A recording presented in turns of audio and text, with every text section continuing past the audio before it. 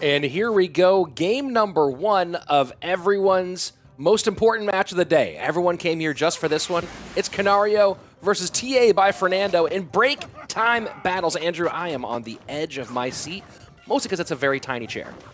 Fernando is back, and he's blowing kisses towards Canario. It's exciting to see someone pop up twice in the break time battles, and it looks like he's going with wall breakers, very popular. Maybe a minor in here, although he could do a full-time juke and throw something else. Golem wall breakers, Andrew, is what I'm going for. All right, Golem wall breakers, one of the most popular archetypes in the new meta. Let's see it. Maybe even an E-Giant in there after that buff. Oh, my lord. If you run into E-Giant yet, Andrew, it is annoying. Yeah, dude, it's pretty good now. It's pretty good now. So we'll see if we're actually going to see it at all other than in this match, because we know Fernando's rocking that Electro Giant. Yeah, we might see more of that today, but for the moment, he has not pulled out the mirror clone behind the Electro Giant to stick him with minor and wall breakers for the moment against this Royal Giant push. And the mini P.E.K.K.A. goes behind the Royal Giant and smacks that Fisherman in the face. Absolute devastation for Canario's defense and offense. Yeah, and he gets a massive mini P.E.K.K.A. connection there on the left-hand side. Really nice sequencing there by Fernando, trying to pick up his dub. Musketeer in the middle. Electro Wizard goes zap zap, and Muskie off to the left-hand side. Nice little mini kite there, but does not get the Ice Golem in front of the Muskie. Either way, it's been more than a minute and a half, Andrew, and at the moment, Fernando has a lead of just over 200 HP, and honestly, I don't know if Canario can come back from that. It's crazy to see how much the minions have been starting to show up in the meta. We see them in numerous decks now, and it's also crazy to see how many different cards you can just build around minor wall breakers. There's like 6 different versions out there. Yeah, minor wall breakers, basically throw anything you want in there. We're still waiting to see the Golem, which is what's coming next from Fernando. We'll see if he gets it. The lightning in from Canario, the elite barbarian all over the tower, and just like that, every one of Fernando's hopes and dreams is gone. The Dark Prince starts bawling, and Fernando knows that nothing good will ever happen to him again. Yeah, it's over. This is it. He's come on here twice, and it's been a very, very bad start here today. Canario could be in trouble. You see that nice mini P.E.K.K.A. push there with the wall breakers on the right-hand side. Not going to work out. Yeah, that's called the drop everything at the bridge and pray. And so far, no deities listening. Yeah, that's absolutely brutal. E-Wiz comes in, 521 left-hand side. E-Barb, just for good measure, puts 2 on the right. Andrew, right now, Fernando needs to find, maybe find a new religion and find a new deity to try to sacrifice to, because this is going horrifically. He's trying. That mini P.E.K.K.A. almost there. 581 on the tower. He actually ended up making a pretty good run for it there, but yeah, Canario's got the power of lightning on his hand there. Lightning, Electro Wizard, all going to come in here, and it's going to be really tough for Fernando to stop him. Yeah, this Royal Giant might be the end. RG deep in, mini P.E.K.K.A. all over it, and does not touch. Oh, this could be trouble for Canario. E-Wiz comes down just in time with the bar barrel, spending it all, 389. But now a nice little advantage, and that's going to the lane that Canario doesn't want to play in. So we'll see if Fernando can turn something out of nothing. Yeah, Canario needs to use his Fisherman to get that mini P.E.K.K.A. off the board on the other side when it comes into it. Oh, look at that lightning right on top of the miner. That's going to do it, I think. Wallbreaker connects, 64 HP. Oh my goodness. What an insane game. Fernando sacrificed to Cthulhu and gets one in, takes a huge, one of the best break time battle wins we've seen.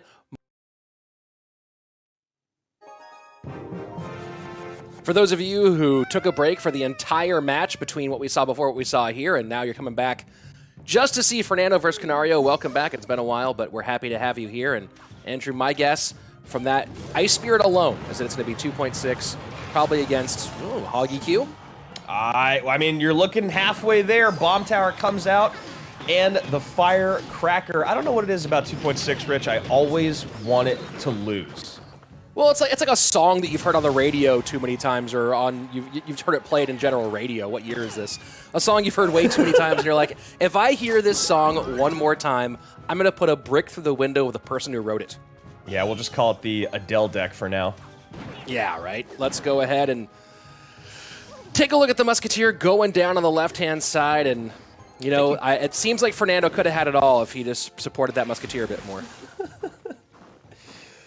I think, oh, look at that. Hello, there's the Hog Rider. You called it perfectly. EQ comes in behind it.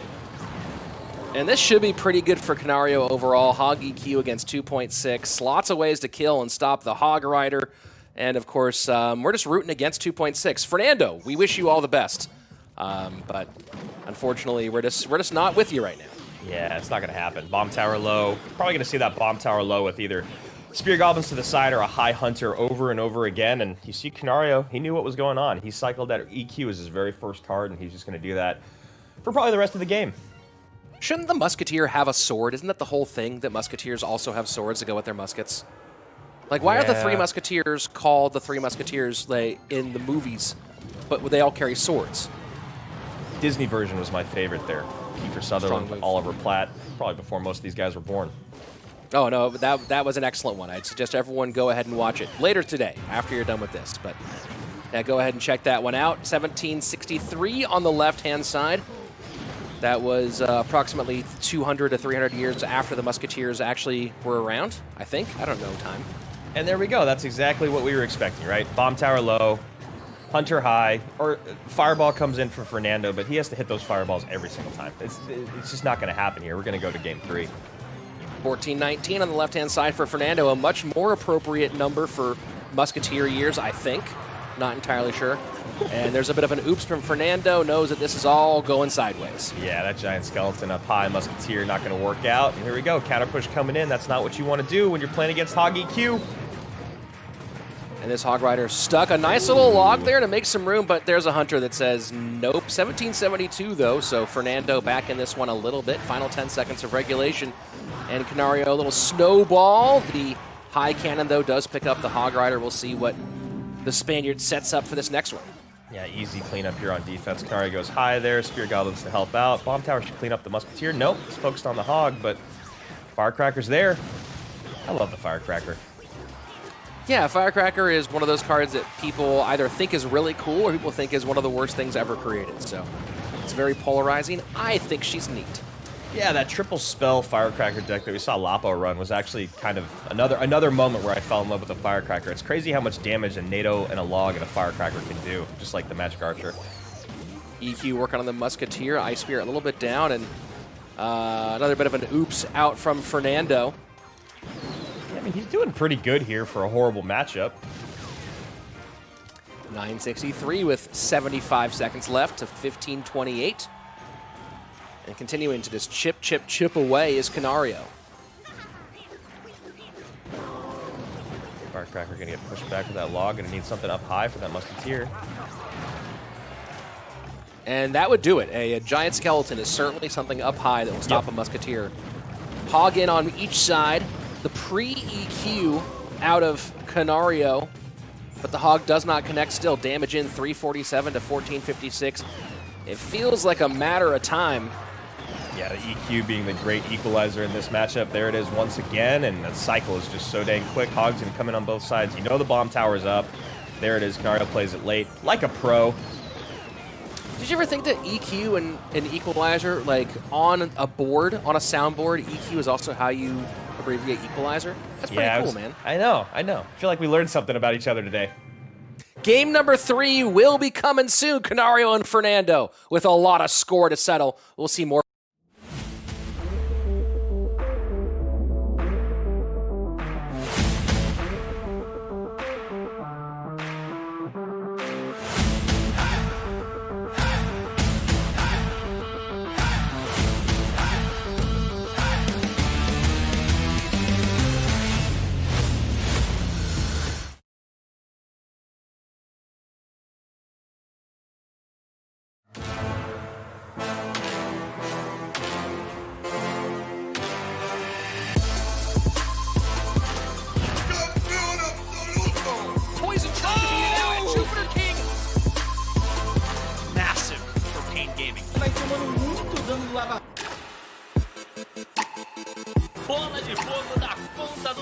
Get the rest of the defense off.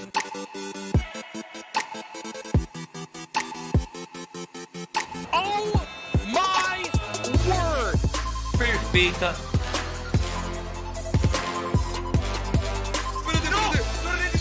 4 in a row for Team Queso.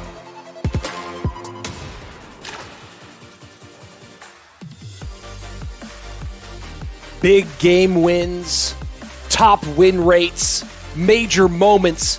Does any of it mean anything without the crown at the end? To go this far, there's only one thing left that will make it all worth it, and that's a championship. 2 teams today vying for a shot at repeat glory. And they have faced off before, SK Gaming and Team Queso for our Western Final Championship. Hello and welcome. I'm Rich Slayton. My friend over there is Andrew Guy, and this is it, folks.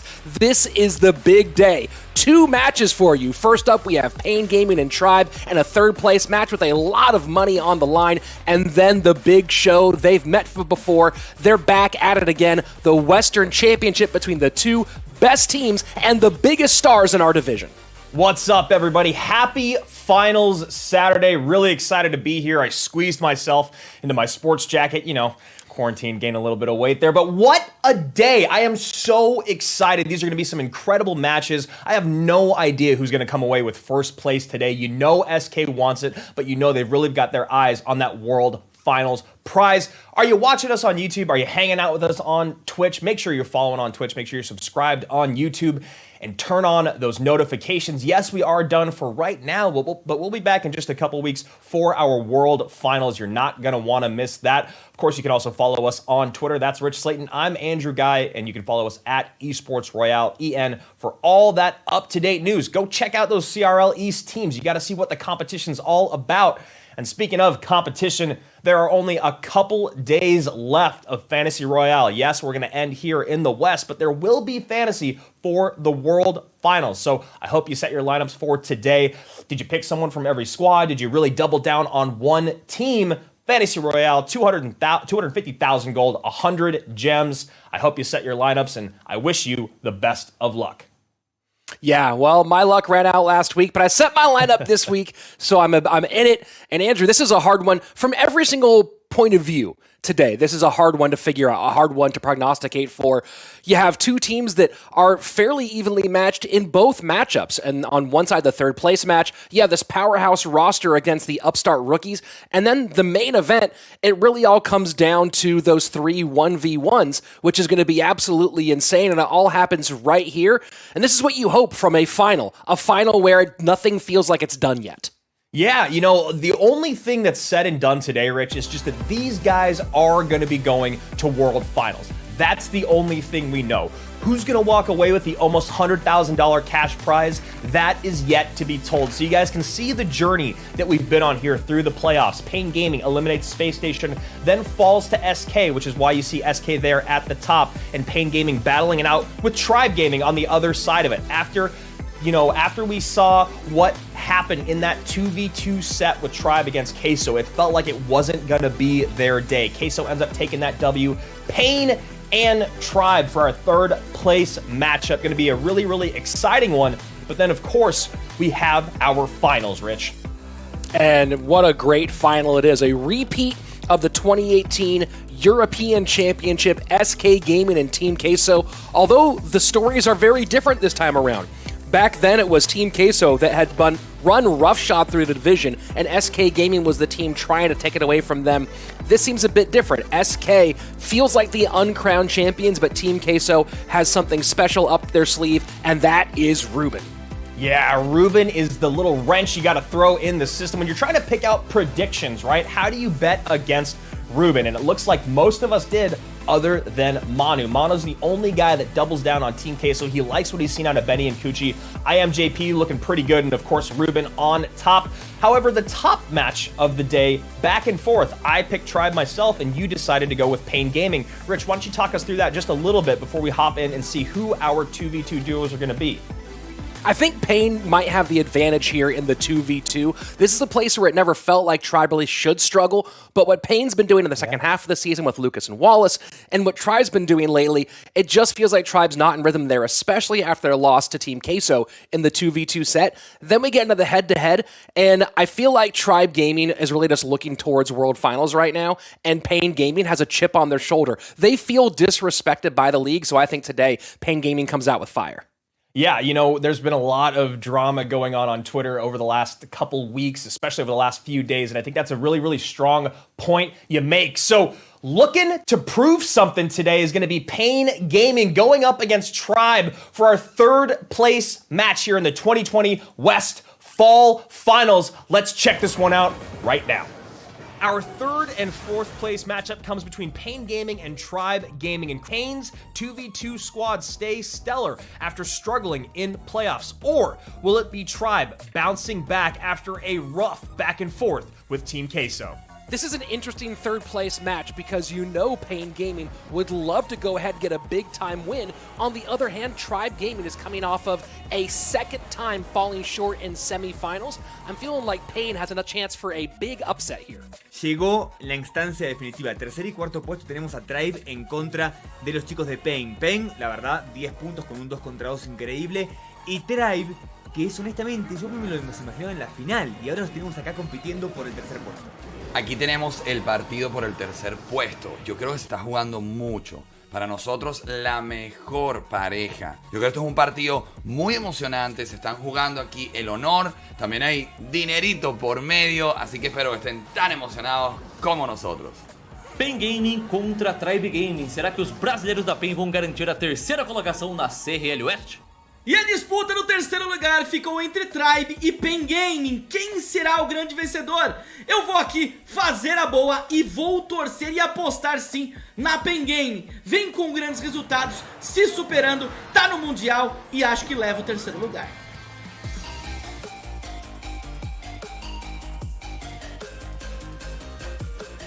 We've been here before, but it was a different here today.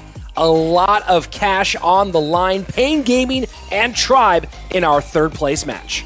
Yeah, Pain Gaming's Lucas and Wallace were on a streak already when they ran into Tribe earlier this season. That 2v2 duo was already on a run. Sweep and Vitor have proven to be dominant head-to-head players since the last few weeks, honestly. You know, it took a while for Pain Gaming, but then it seemed like they all hit their stride at the same time, which is why they're here battling it out for third place. On the other side of things, Tribe Gaming has been all about Jupiter King, it seems. Azelius and Buffmac had a great 2v2 in the spring, and they've been up and down so far in the fall. Can they put it together today in this match against a young team? And of course, TNT, one of the most experienced and winningest players throughout all of Clash Royale League, both East and West. He'll have to get going today in the 1v1 if things are going to, oh my word, Andrew. Yeah. What a shift in... You know what? This was the duo that everyone thought would be coming out for Tribe back in the spring. A bit of a shock that it was Buffmac and Azelius, but here we go. TNT and Jupiter King as the duo for Tribe Gaming.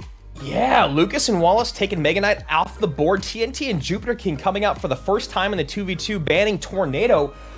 You know, I don't hate this decision, as it was Lucas and Wallace that just rolled through Azelius and Buffmac 2-0 as we hop into game number 1 here. So maybe Tribe is looking for a different matchup. You know, it was a long time before Lucas and Wallace lost their first set, let alone losing a second game in the 2v2 set. So here we go, and it's going to be double skeleton barrels for Tribe Gaming to start things off. Hunter response on one side, Dark Prince on the other, but a lot of damage on that bottom right-hand tower, 2089 remaining. Yeah, I really don't hate this, Rich. I kind of love that they're coming out with this. You know, a lot of money on the line still, so you wonder, you know, hindsight could be 2020 if this doesn't end up working out, but I love that they're keeping their opponents, you know, they're going to make them play a little uncomfortably. I doubt they were expecting this duo to come out. Well, keep in mind a few different things, Andrew. First and foremost, this is the training pair, the practice pair that works full-time with Azelius and Buffmac. So these two are certainly playing a ton of 2v2 against a very good 2v2 duo. So it's not like they haven't done it before, at least in some capacity. And also the other part of it is that I believe TNT and Jupiter King are living together for this split. So you have two guys side by side. What kind of extra buff does that give Tribe Gaming in their 2v2 to have two players right there with each other? Yeah, that's a phenomenal point you make there. And right now, TNT and Jupiter King playing really, really well, having some great defensive interactions there on that last push by Lucas and Wallace. However, they did find themselves about 3 or 4 elixir in the deficit there. So something they're going to want to hold on to, or at least keep track of as we move forward. A great high heal spirit there from Lucas and Wallace. Lumberjack to the right-hand side, bats in response. Almost past the first 2 minutes, and so far, just like that, it's Pain Gaming taking control of the lead, but no one has really broken out to a big moment. Yeah, those were some big chops that they allowed to come in from the Lumberjack. Obviously, never something you want to allow happen. Late there on the bomb tower, that giant skeleton's going to go right across the bridge. Here we go, double elixir time as we're in the final minute of regulation and trying to put some pressure into the opposite lane as the balloon graveyard push comes in to the right-hand side from Pain Gaming. Can they stop this balloon? Snowball trying to hold it. Balloon will just barely, no, doesn't get there. The heal spirit, not quite enough to get it past the Dark Goblin. Doesn't matter, damage done, Pain in a huge lead. Yeah, what an incredible heal spirit there. Comes in, also that Musketeer getting tanked for by the balloon. The balloon didn't even matter at that point, the Musketeer doing so much damage. And now we're starting to see a little bit of TNT and Jupiter King not quite being an S-tiered 2v2 duo. You're seeing them being a little bit second on bomb tower drops to catch that Fisherman. You're seeing a couple misplayed interactions on the defending of the balloon. Here we go, freeze is in, balloon trying to make it. Snowball opening up a path, can it connect? It cannot, doesn't matter, death damage in. And now Tribe Gaming in a lot of trouble here, perfectly timed log as we go into sudden death. Yeah, Jupiter King and TNT in a lot of trouble. No way really for them to get that much damage on tower other than getting a giant skeleton to sneak through, tank for a goblin barrel, and the bomb to go off. So I believe this should be it for Pain Gaming. Graveyard in, that's gonna be enough to get it done. Pain takes game number 1 of the 2v2. So this becomes a really interesting thing to look at here, Rich. Not only did TNT and Jupiter King play pretty well, but they also had a lot of mistakes in there. A lot of really small slip-ups, things that aren't even really misplays. They're just a little bit slower than you'd like to be in the 2v2, and that's why the 2v2 duos practice so much together. Those late drops are detrimental to your success. Yeah, that was a little bit maybe of jitters or of rhythm, but whatever it might be, Lucas and Wallace took control of it, and you're trying to play bait. Coming from behind with bait is so difficult. Of course, with those 4 pieces might be a little bit better, but this deck from Lucas and Wallace just seemed to have all the answers. Well, the thing too about Lucas and Wallace's deck, not only do you look at the great quick cycle there from Wallace, but you look at their win conditions, right? We got damage early on from that Lumberjack coming in. You have the giant skeleton there to help clean up troops, but then the balloon and the graveyard, they're still doubling down on these big-time win conditions. You look at the other side of it in TNT and Jupiter King, a duo that we've never seen before here in the West, and honestly, they're not going to be as good as Lucas and Wallace after all the work they've put in. That deck they're running is much higher skill cap. You have to have better timing, and you have to catch your opponent off guard more regularly. And look at this, the fireball come in, but that log gets in front, and notice that the hunter gets taken off by the log, and that gets just enough room for the musketeer to get in. That log out of Lucas was absolutely brilliant and was one of those moves that might have clinched the game. I mean, sometimes we see the log, obviously the great knockback, but one of the best things about it is that quick reset. It's not a stun, but it's a reset. If there's an interaction going on, that log's going to reset that hunter shot, reset whatever's going on, and that's exactly why that log was so great out of Lucas, among other things. So there we go. Game number 1 going to be in the books. You see the last final moments here. Just enough to sneak on through. And now Lucas and Wallace with a game in hand, and this is kind of what we were thinking about in the 2v2, was Pain Gaming has the advantage here. And I would have given them the advantage whichever matchup they had, right? Whether you're talking about Buff and Azealis playing from different parts of the world, or different countries at least, both in Europe, or whether it's with this other duo, TNT and Jupiter King, who certainly have skills, but we haven't seen them out yet. It feels like this is sort of already pre-written, Lucas and Wallace taking that advantage. Yeah, it's a really interesting tactic to come out with Jupiter King and TNT today. You know, you do assume that Azealis and Buffmac are going to be the better 2v2 duo. They ran with them all season long when there were more things at stake. You know, third place, obviously you're not going for first, but there's still a lot of money on the line, as we said before. So what's the idea here? You take Buffmac and Azealis out of the 2v2. Now Jupiter King's not allowed to play 2 1v1 sets. Let me finish this idea as we hop into game number 2, which honestly, I don't think Tribe would have done that anyway, but I do think you're hamstringing yourself here just a little bit. I think that Azealis and Buff are a better 2v2 duo, and I think if push comes to shove, having Jupiter King come out twice is never a bad thing. Yeah, and that's one of those questions that you had about last week, right? Where why not go to Jupiter King twice to match up against Reuben twice? And he beat Reuben in the first of those 1v1 sets, and then it was Buffmac and Reuben, and Buffmac with a little bit of an error with the balloon late in that one. So a lot of interesting choices out of Sean Kim and the overall Tribe Gaming coaching, but they're the ones who are paid to be professional coaches. We'll see if their choices do end up paying off. Yeah, I just hope they're not trying to do too much. You know what I mean, Rich? I hope that they're not like outthinking themselves, outsmarting themselves, instead of just going with what people expect. I mean, that's exactly what we're seeing here out of Pain Gaming, and so far it's worked out pretty well. Heal Spirit does not keep the Fisherman on, doesn't matter. Nice log out of Tribe Gaming, but not enough to get the damage from the Musketeer on the left-hand side. First minute away, slight lead so far, courtesy of that rolling pile of wood.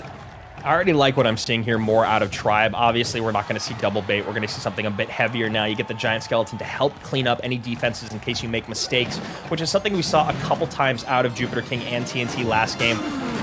And here we go. Balloon, Giant Skeleton, Graveyard, although that Graveyard's not getting tanked for, and that Balloon is right up in the danger zone. And the Balloon going to get pretty close in there. Should take the Musketeer off the board, at least 1872 remaining. And you know, to add on to that, Andrew, I like this one because I know how good both TNT and Jupiter King are at Balloon. And right now, the Balloon in the hand of Jupiter. But this is certainly a card that they favor in head-to-head play. Seeing them go with it here in 2v2 makes sense.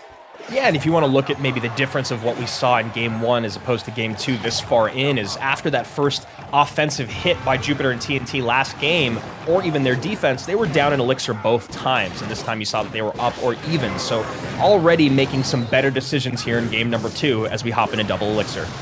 Giant Skeleton will get raged up. Now Balloon drop right behind, Graveyard in for Pain Gaming on the left. The cage is high. Try to hold on to that Balloon for a minute, but what do they have to stop this Balloon on the back end? I mean, they got no... I mean, you see the Hunter coming down right now. It's going to be right inside that freeze range. Freeze on defense. Hunter should be able to take that Balloon off the board. I feel like TNT and Jupiter King got away with one there.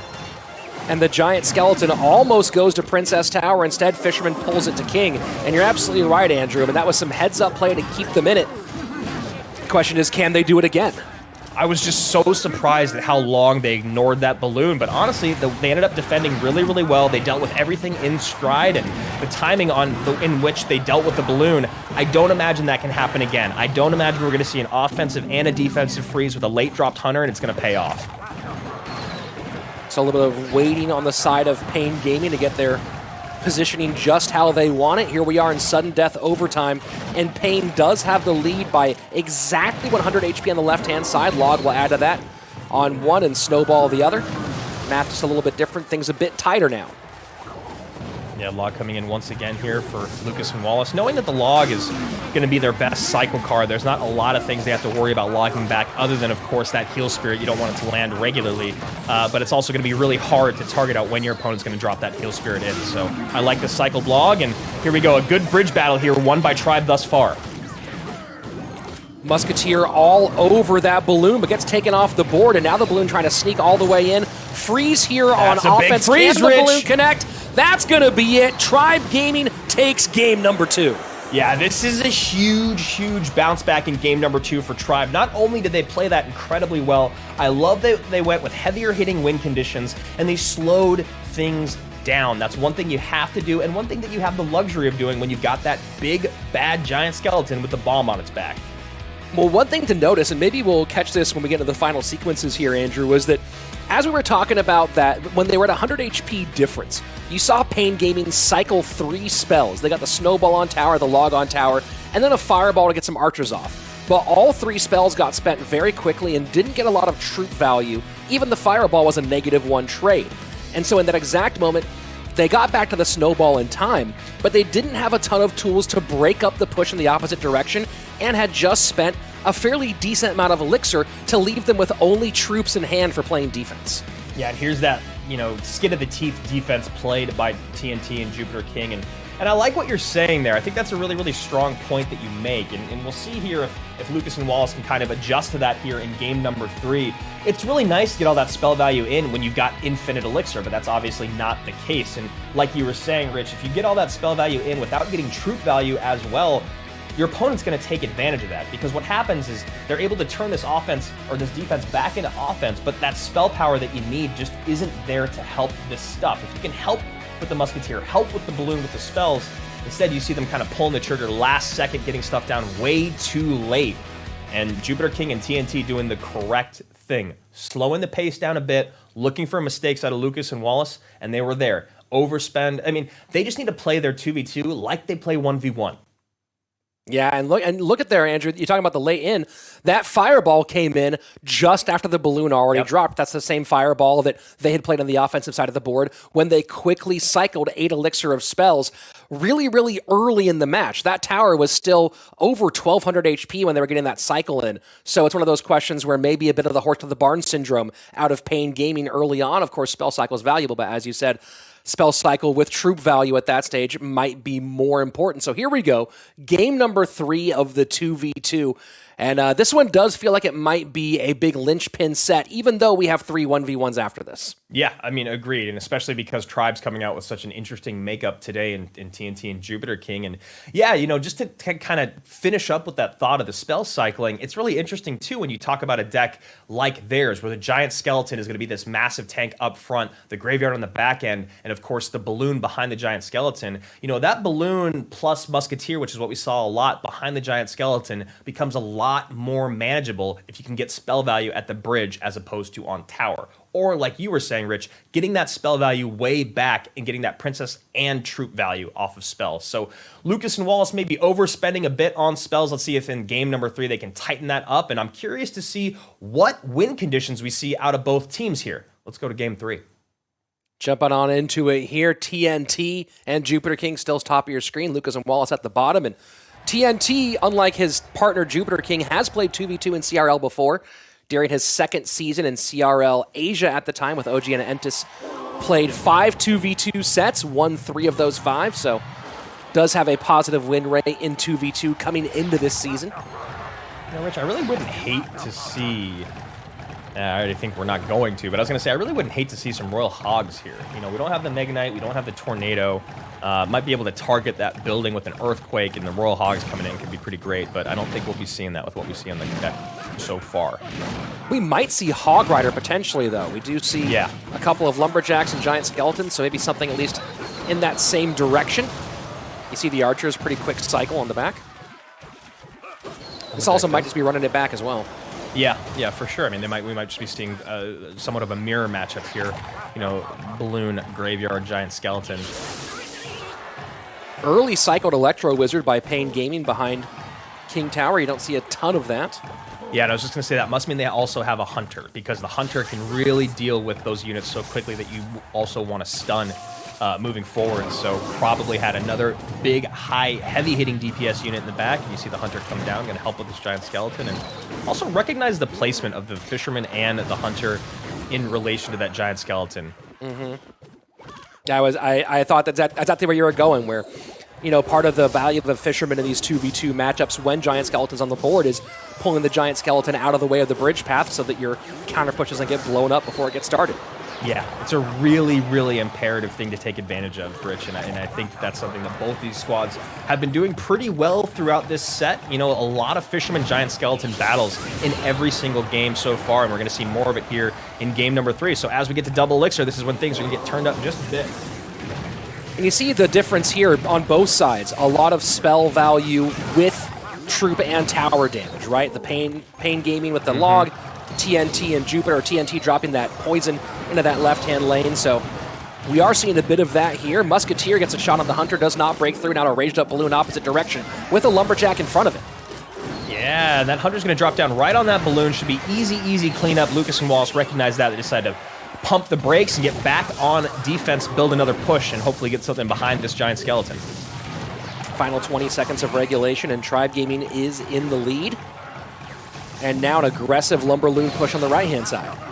Yeah, Lumberjack going to get pulled away. So that Rage does hit the balloon. I was just going to say, I think that is going to work against them. Now the balloon raged up, going to go through, does get a big drop on that tower. Very, very big drop, but that Fisherman did not pull the Giant Skeleton far enough, I believe, and there you go. A huge boom on the right-hand side, and just like that, Pain Gaming's lead evaporates. Yeah, crazy mistakes on both sides of the board. Unfortunately for Pain Gaming, that Giant Skeleton bomb is going to do a lot more than a balloon drop. This match has now turned to the right side of the board. Fisherman sometimes just takes one step you don't want, and that one step can change everything. Here we go. Small spell battle at the bridge. Snowball working on the Fisherman. Trying to do everything right now. Look at what Pain Game is trying to do to keep that Giant Skeleton in place on the right-hand side. They do, and now Tribe Gaming doubling down. Brilliant timing on Tribe Gaming there. They get all that drop down still in the rage, but after the giant skeleton bomb goes off, now they've got something taking. That giant skeleton's walking up to the tower. Rich, Tribe is going to take this set. Brilliant, absolutely brilliant play there at the end, and you saw exactly what Tribe Gaming was trying to do. They got it done and got a huge opening win in this third place match. I love the total 180-degree switch that came out of TNT and Jupiter King from game 1 to games 2 and 3. Game 1 felt like they were playing everyone else's version of 2v2. Games 2 and 3 felt like you were playing Jupiter King and TNT's game, which is slow, methodical, great defense, great interactions, and then punish you when you're low on elixir. Yeah, it was very, very nice. And we'll get some of that action there from the middle, I believe, and that's where this one took place. This was really a bridge battle game, and everything started off on the left-hand side. It felt like this was going to be the game, but this is where Lucas and Wallace turned everything in the opposite direction, and for a moment, it seemed like Pain Gaming was going to run away with this one. Yeah, somehow, I mean, look at that rage spell, just the very tip corner, it's a circle, there's no corner, the very edge of that circle, touching the balloon, gets it raged up, gets that bomb drop in, but then at the bottom of the map, just like you talked about, Fisherman working against you, pulls that giant skeleton just a little bit too close, and then look at this beautiful timing. Everything raged up at the bridge, that giant skeleton is right in your face and tanking for those skellies. Yeah, this was a rough sequence overall, and it all started with the Fisherman. The idea was played correctly by, I believe that was Lucas's Fisherman, but you saw it took just 1.5 steps over to the right so that the pull kept the giant skeleton in that position, gave an advantage, and then there at that second sequence, just again, perfect play by Tribe Gaming, takes the 2v2, and that's a big 2v2 for Tribe at this moment. Yeah, it's really interesting when you look at the squads that we've talked about in years of CRL, and sometimes it feels like if a certain team doesn't win the 2v2, they're going to have a really rough time in the match. Now, it became that way for Pain Gaming, I think, in weeks 4 or 5, because Lucas and Wallace just became this incredible force. Now that they've dropped this 2v2 set, not to Tribe's #1 duo, I'm going to put that in quotes because who knows now, I think this is going to be a rough 1v1 bout for Pain Gaming now. Not only does the confidence in Tribe's favor, but you know they're going to run into Jupiter, you know they're going to run into TNT, and now you got a fully rested Buffmac. Yeah, and that's a big one. I like the idea of a Buffmac who's been focusing on 1v1 for the week to blow out a 1v1 set, so that does make him more dangerous, and of course, you know, who wants to go up against Jupiter King in these 1v1 best of 3s, so Tribe Gaming with a pretty solid advantage here. Let's talk about the 1v1s. Who do you expect to come out in this first 1v1 set on both sides? You know, I think if I'm Pain Gaming, Vitor has been playing really, really well. I mean, it's not easy to 2-0 Javi, and he did that in the last matchup against SK. I think he just bust him right back out. I think he's been doing really well in that leadoff spot, and the best thing for you to do is to get a set right back after dropping that 2v2. Also, I think they could maybe try to pull a swerve with someone like Sweet, you know, someone we didn't even see last match, but here we go, Rich. Vitor and Buffmac in game #1. This makes sense, you know, let the 2v2 guys take a moment to regroup and get ready for their next set. So the Brit, Buffmac up on top, Vitor out of Portugal at the bottom of your screen. And this should be a compelling one, Andrew. On paper, Buffmac feels like he's the one who should be winning, but Vitor has had a very good last 18 months. Yeah, Vitor has really started to impress people. And like I said in that last matchup, 2-0ing Javi is never easy to do. You know, he's turned around this season about halfway through the season, as did most of Pain, and has become someone that other squads have to worry about in this 1v1 set. And Vitor looking like it might be the semi-pro special. We'll see if it ends up going that way as time goes on. Vitor, of course, a 7.8K player with a top 8 finish at the No Tilt World Championship, and look at this. That is a beautiful bar barrel. Comes in right in front of that Mega Minion. This Mega Minion has a sliver of HP, but it's getting tanked for by everything. This is a brilliant, brilliant first exchange here for Buffmac. What a terrible turn of events for Vitor. Take a look at his face. Maybe he played that one tile high, but the NATO stops. The balloon, rather than go to King Tower, goes right back to the bomb tower, and there's no activation, so that's 3 right down the drain. Yeah, that's a really, really tough exchange. And now you know, right back on offense, it's going to have to be an Electro Dragon coming down. There it is. The Electro Dragon, you see Buffmac frustrated because the Fireball coming out makes it so that overspend from him is going to actually put him just a little behind. Gonna get some decent damage, and notice that Buffmac went miner behind Princess Tower there because he knew the NATO was out of cycle. So good cycle awareness out of Buffmac. Does he choose to activate King Tower here? And yes, looks like he will. Beautiful, beautiful. It's okay to be down just a hair in elixirs. You saw there, Vitor overspending. You know, Vitor was technically up because the Electro Dragon was still on the board. And as you said, Rich, a brilliant King Tower activation with that Mega Minion. There it is. Vitor's got to be careful. He's been playing from behind, and if he just feeds Buffmac Elixir right here, he could really put the nail in his own coffin. Well, looking like he's trying to play a lot of defense and put a lot behind this big blob, and oh boy, this is going to be a lot for Buffmac. I believe he's running Bomb Tower here. We'll see if that's the case. Nice and, kite there. What a miner kite. Yeah, that's a great kite. Even if it's just going to pull one unit away, that's going to be a massive, massive difference in this defense.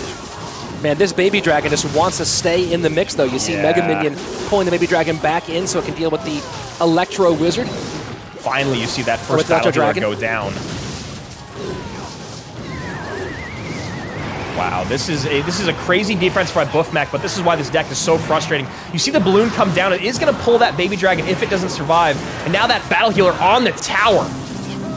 But that's how important that King Tower activation is, Andrew. That Battle Healer could have been essentially a game over because of what it would do. Oh, the balloon! Wow, so close, and that death damage in just like that. Buffmac has the advantage, and he's going to press the pedal to the metal, I think, right here. Yes, you're 100% right, Rich. A god-tier Fireball coming out of Vitor. A Snowball from Buffmac to follow up makes it incredibly close.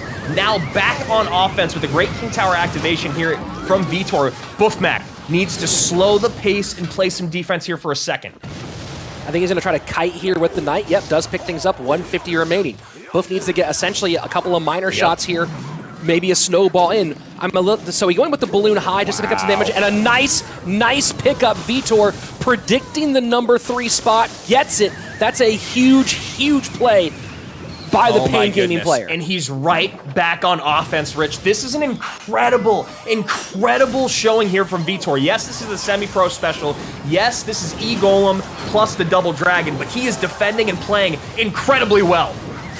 Oh my word, the NATO pulls everything in, and Buffmac just cannot get damage on the tower. 349, Fireball in, and that balloon is just at a strat. That's to pull and try to force the hand of his opponent. Snowball in to make a little extra room here, and Buffmac gets game number 1. You saw Vitor kind of immediately second-guess himself when he threw that Fireball. He knew that was an overcommit. He knew he needed to have just a little bit more elixir to play defense if he wanted to keep catching that miner. He was doing an incredible job of catching the miners, that great bit of luck, but Buffmac going right back on offense correctly this time in the last moments. Yeah, I mean, that was the little bit of defense just to hold enough damage off. Knew that he couldn't afford to give hits away, and that because that Fireball Tornado combination would pretty quickly finish things off. Really, really good way to make a stand in the face of adversity. Yeah, and I love that you point out playing just enough defense, and then he goes on offense. There's no way he would have survived another push from Vitor. He had to win the game there, or it was lost. And this is a great defense from Vitor. You know, you get that Fireball to come in. Oh no, this is actually the first balloon drop. Yeah, and that was a pretty big one, but as you see here, damage in. But this is E-Golem Battle Healer, and it is always in the mix. Until you get a tower down, E-Golem Battle Healer essentially feels like it can always take it back from you. Yeah, and there was moments there, I mean, that the defense that Buffmac played on this push alone was game-winning. Like, this was a great kite first. He doesn't get both of the dragons, which is what he's going for, but he gets one of them, and it really does help because we come back and we see how detrimental that baby dragon is once she comes back into the mix. And this was, again, the pressure starting to put on here. Happy to eat some of those battle healer shots with the King Tower activation to help out. And the pressure coming in from Buffmac at this stage, knowing that essentially he was in a do-or-die situation. Yeah, and he just keeps getting this death damage in. He doesn't get the balloon drops, but that death damage keeps adding up, and this was just brilliance from Vitor. I mean, perfect defense from him. Late tornado, perfectly highly placed Electro Dragon, and he catches the miner in the number 3 spot on the inside. And again, he catches the miner up top here with the battle healer. I mean, Buffmac was probably feeling this game slip through his fingers, but he gets that great high balloon to steal it. Yeah, this was absolutely huge. The miner gets in. Can't pick up a miner every single time. 2 great catches. And look at how close Vitor's making this one. Vitor could have played a little bit more defense, 1 more catch, and we're telling the story of Vitor's amazing hold with those miners to go ahead and get the game win. Instead, Buffmac keeps the pressure on, plays just enough defense to stay alive, and gets game number 1. And this is a big one here because another win for Buffmac sets up the rest of his team with match set for the rest of the game. Yeah, and you know TNT's going to come out. You know Jupiter King's going to come out. And it feels very hard-pressed for both those guys to lose their sets. So this is a must-win here for Pain Gaming's Vitor. Again, he is at the bottom of your screen. Buffmac at the top. And as you can see, it's been all red for the last 3 games in a row. Yeah, it's been a nice swing here for Tribe Gaming as we jump into our next one. Buffmac still top of your screen. Vitor at the bottom, and a big breath out of the Tribe Gaming player. Yeah, Buffmac is a guy that you'll see a lot of. I mean, he's very composed under pressure, but you can see that it really does get to him. He's really got to manage his nerves, and that's incredibly impressive, the decision-making that he can make when you know he's got, I mean, who knows, blood pressure through the roof. You have to imagine you see Vitor taking a moment. Both guys here just kind of know that they're now going to be in a staring contest for a minute. Yeah, Buffmac taking a drink of water, very, very confident that it's going to be about another minute and 10 here before we see anything exciting happen, and instead he decides to play this cage. He wants to get this going. An immediate bar putt in response, and you see a nod out of Buffmac. Yeah, I think he knows already what he's going to go up against. I'd be surprised if we saw Vitor run it back again, but I'm not surprised to see him going with a bar putt. First minute 15 away, and the first exchange happening here at the bridge. I don't know, Andrew. Barb Hut, Heal Spirit. Could be Graveyard. Looking more maybe like Royal Giant now. And you see Buffmac a little tilt to the head. Buffmac is a very emotive player. If you keep an eye on his screen, you will see a lot of reactions. You can kind of read when things that he likes, doesn't like, things that he expected come out. I'd love to play poker against him. Let's put it that way. Yeah, that's a good way to put it. He would be a very fun guy to have at the table. And you see he's kind of starting to figure out or crack the code as to what Vitor is running. Mega Knight's going to really help out with these Royal Recruits, of course. And you can see that Bar Barrel going to get on top of the Dark Goblin as regularly as possible. Dark Goblin's still one of my favorite cards in the game. The amount of DPS that can come out of that little guy is just insane. Yeah, having a bit of a resurgence right now as the Dark Goblin. Working into a couple of decks where it kind of had disappeared for a few months, maybe for a meta or 2, and now we're seeing a little bit more out of the 3 Elixir Dart Shooter. And Hunter off the board, nice there from Vitor. Buffmac not happy about that. He pulls the trigger on his Graveyard. That might be an overspend here. We see a great Heal Spirit on the left-hand side, a low Dark Goblin, and Rich, I was actually just going to say, I think that Dark Goblin's Resurgence is coming in just because it's going to help a lot with these Graveyards, and there aren't as many of those spells to have to worry about with the Dark Goblin as there were in previous metas. Ram Rider does slide on through, doesn't quite get to tower, so Buffmac, the overspend, still held off pretty well. Yeah. Does have the lead as we go into sudden death. Yeah, Vitor, though, unfortunately for him, he just has a rough win condition for this one, Rich. You look at all the responses that Buffmac has. I mean, literally the first 5 cards out are all good responses to that Ram Rider. Yeah, and you look at both sides of it. You know, the Graveyard, Vitor has some good responses. As you mentioned before, the Dark Goblin Resurgence, great point there, maybe a bit more because of Graveyard. And the Recruit's actually not too bad against Graveyard either. But the inability to really control the Mega Knight is another wrinkle on the defensive side where he's always going to give value to that big leaper. Yeah, and that's exactly what we just saw, right? That Mega Knight coming through, getting the splash damage on tower way more than Vitor would have expected. And it was just because those Royal Recruits, great to clean up Graveyard, but not if they don't get away from your tower. And this Dark Goblin can get on tower there. A nice clog of the lanes by Vitor. Both the Bar Barrel and the Skeleton Dragons making just enough room for those darts to sneak on through. And that's what you love about the Dark Goblin, right? He sneaks through all by himself, gets 5 big shots in, and this is almost an even game again. So now the Mega Knight has to work towards the other side. You know the Bar Barrel is going to come out from Buffmac, and that's something that we're going to have to see. Great, exactly. We're going to have to see Vitor protecting that Dark Goblin more often. Mega Knight leaps to the left-hand side, Ram Rider into the right-hand side. Buff does not have the elixir for Mega Knight again yet, but holds on just enough for it to get down. Oh, Mega Knight leaps on through. Those barbs just get right in front of that lower left-hand Princess Tower. Vitor gets very, very lucky there, and now Buffmac back on offense with the Graveyard. No tank right now for the Graveyard, though. Skeleton Dragons in the poison. We'll see if Vitor chooses to Heal Spirit there, but the Heal Spirit dies to the poison. The timing not quite there.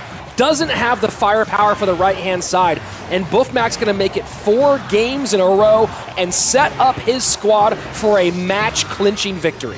Yeah, a really interesting deck coming out from Vitor here. This Ram Rider Royal Recruits deck with the Dark Goblin. He ends up making it look pretty dang good, but Buffmac just had his number. You talk about, matchup, and, there was a lot of responses that Vitor had to the Graveyard, but you talk about actually getting on offense, and like I said, the first 5 cards out from Buffmac all really hindered that Ram Rider. Taking a look at some of the numbers here, and you can see a lot of spell work out of Buffmac in this one. Did a lot of work trying to get to that Dark Goblin and get it off the board, but in the end, again, it was a really difficult matchup for Vitor, and very nicely played, clean play by Buffmac. Yeah, and the other thing, too, was that when Buffmac put those Graveyards down, Vitor would have to defend with a Dark Goblin, Royal Recruits, and sometimes the Skeleton Dragons, which made it that much harder for him to support the Ram Rider in the opposite lane. And, the one time when we saw that Ram Rider adequately supported was when we got that big chunk of damage in from the Dark Goblin. And yeah, well, you see one of the challenges here. Take a look at this left-hand lane, Andrew. You talked about this Mega Knight connecting. That's such a low-health Mega Knight, but look at what it does with the help on that left-hand side of those Royal Recruits. And this is one of those things where you feel like if Vitor maybe had some way to control the Mega Knight, considering the damage he did on the right-hand lane, this could have been a bit closer of a matchup, but with no way to control that Mega Knight, that leap gets through, and it was a devastating troop the whole way through.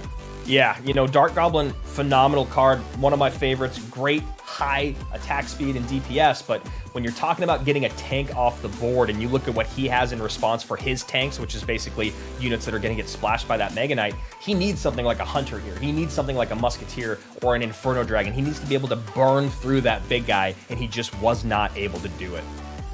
So 2 sets down, and Tribe Gaming out to a very, very big lead, and you have to imagine that coming up next is going to be either TNT or Jupiter King. My guess would be Jupiter King here. They don't want to sit on him too long, but TNT has often been the number 2 guy in the lineup, whether it's King of the Hill in that middle spot or that middle spot when we get into the 1v1s as well. So it could go either different direction. On the Pain Gaming side, Andrew, what do you do here? I don't know. I really don't know. It seems like it's going a lot like it seems like it's going like they wanted, but honestly, it's just they have no idea how to deal with these guys. TNT's swept them in their first matchup, right? And he's probably going to come out second. And even if he doesn't, they still have to deal with Jupiter King. So Pain Gaming now losing the 2v2 set. Vitor drops his 1v1. I can't really imagine this going worse for Pain Gaming. I don't see them getting to the King of the Hill. And I honestly think that they probably won't even get out of this set. TNT, Jupiter, Tribe, they just seem dialed in right now. They're going to need a miracle to pull this one out. Well, we'll see if they have any sort of miracle up their sleeve on the Pain Gaming side. It's been a miracle season overall after starting off a bit rough. Of course, the penalty vacating a match for them, a match victory. And now it all comes down to see whether or not Sweep can keep them alive against one of the, let's call it top 4, top 5 easily head-to-head or 1v1 set players in the league right now. Yeah, TNT and Jupiter King coming out in 2v2 as a shocker, and now Jupiter King out in the 1v1 set as we expect. And, Sweep didn't actually play in their last matchup, so maybe that's going to be their secret to victory today. Yeah, we'll see. He did come out with some ladder madness last time we saw it with the Mohamed Parsa deck. We'll see if he goes to something else that's equally nonsensical here in this 1v1 set, just for a little bit of unpredictability.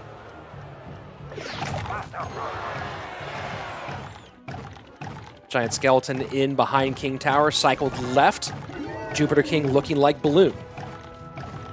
Yeah, Jupiter King does love to play Balloon. We saw it a couple times in that 2v2 set. We've seen it a lot in his head-to-head play, and now we get this aggressive push, Royal Giant plus Giant Skeleton. Giant Skeleton in deep, Inferno Dragon working on the left-hand side. Royal Giant does get a couple of shots here, but the Giant Skeleton bomb does not take the Fisherman off the board. Yeah, and it looks like Sweep here RG Zappies with Giant Skeleton. And there you go, Fishboy into the right-hand side, 1955. Elite Barbarians right at the bridge. This is one of the two most popular Balloon decks. I was going to say, I don't know what Elixir Sweep has to deal with this push. He's going to take a lot of damage in here, a great snowball in, and that's going to be towered down. Yeah, wow. Jupiter just ran right through him on that one. First 90 seconds away. And he's taken some significant damage, but you look at the Fisherman and the Inferno Dragon, and you wonder how Sweep gets back in this.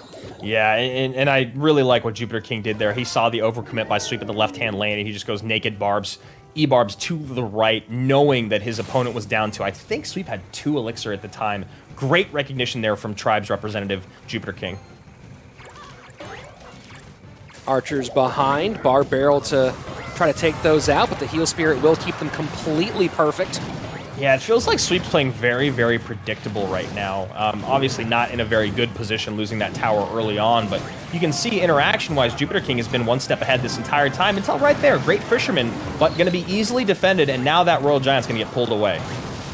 Right into a pile of recruits, doesn't get any shots, and now a lot on the board, and that Inferno Dragon still alive at the moment, and everything there protecting the Balloon from these Zappies. Yeah, so you see those bats have to come down up high, but he's done that time and time again. So what does Jupiter King do? He gets that Heal Spirit in there, helps clean him up, and Sweep now going to have to make miracles happen in these final 20 seconds.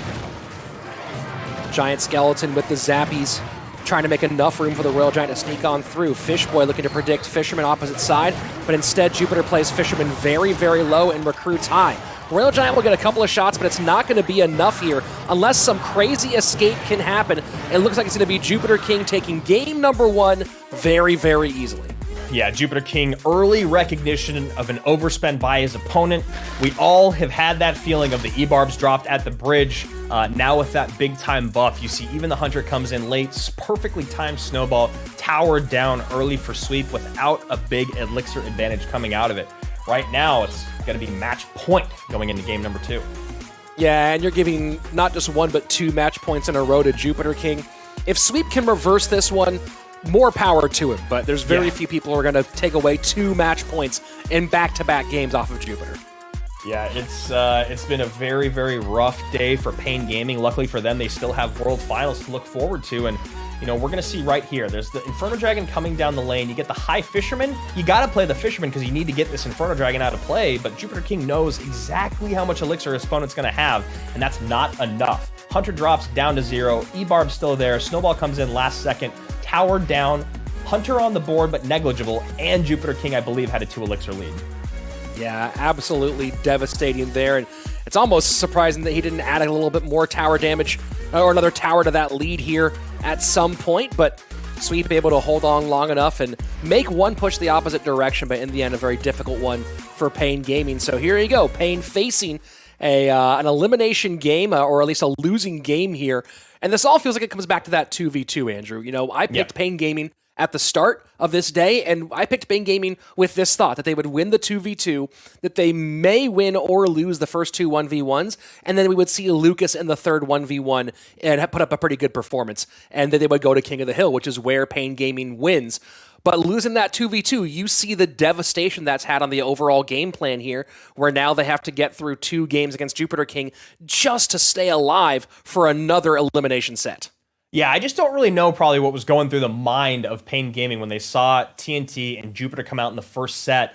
I bet you at first they were feeling maybe a little more confident, knowing that they're still very strong being the practice partners of Buff and Azealia. And let's hop into the next game here, this elimination game. But dropping that set must have been a massive blow to their confidence. And then, again, you have to deal with both those guys that you just lost to in one of these 1v1 sets. So here we go. Looking like Jupiter's going pretty quick cycle with Log, Skeleton, Heal Spirit. Maybe he's going back to the Royal Giant deck, Double Spirit, that we saw the other day. That deck was very hard to play. Yes. Yes, we've talked about that one quite a bit. This looks, oh no, this looks fun, but I'm not Jupiter. Yep. Mega Minion here, gonna help clean that Fisherman off the board. And should be 100% mitigated there.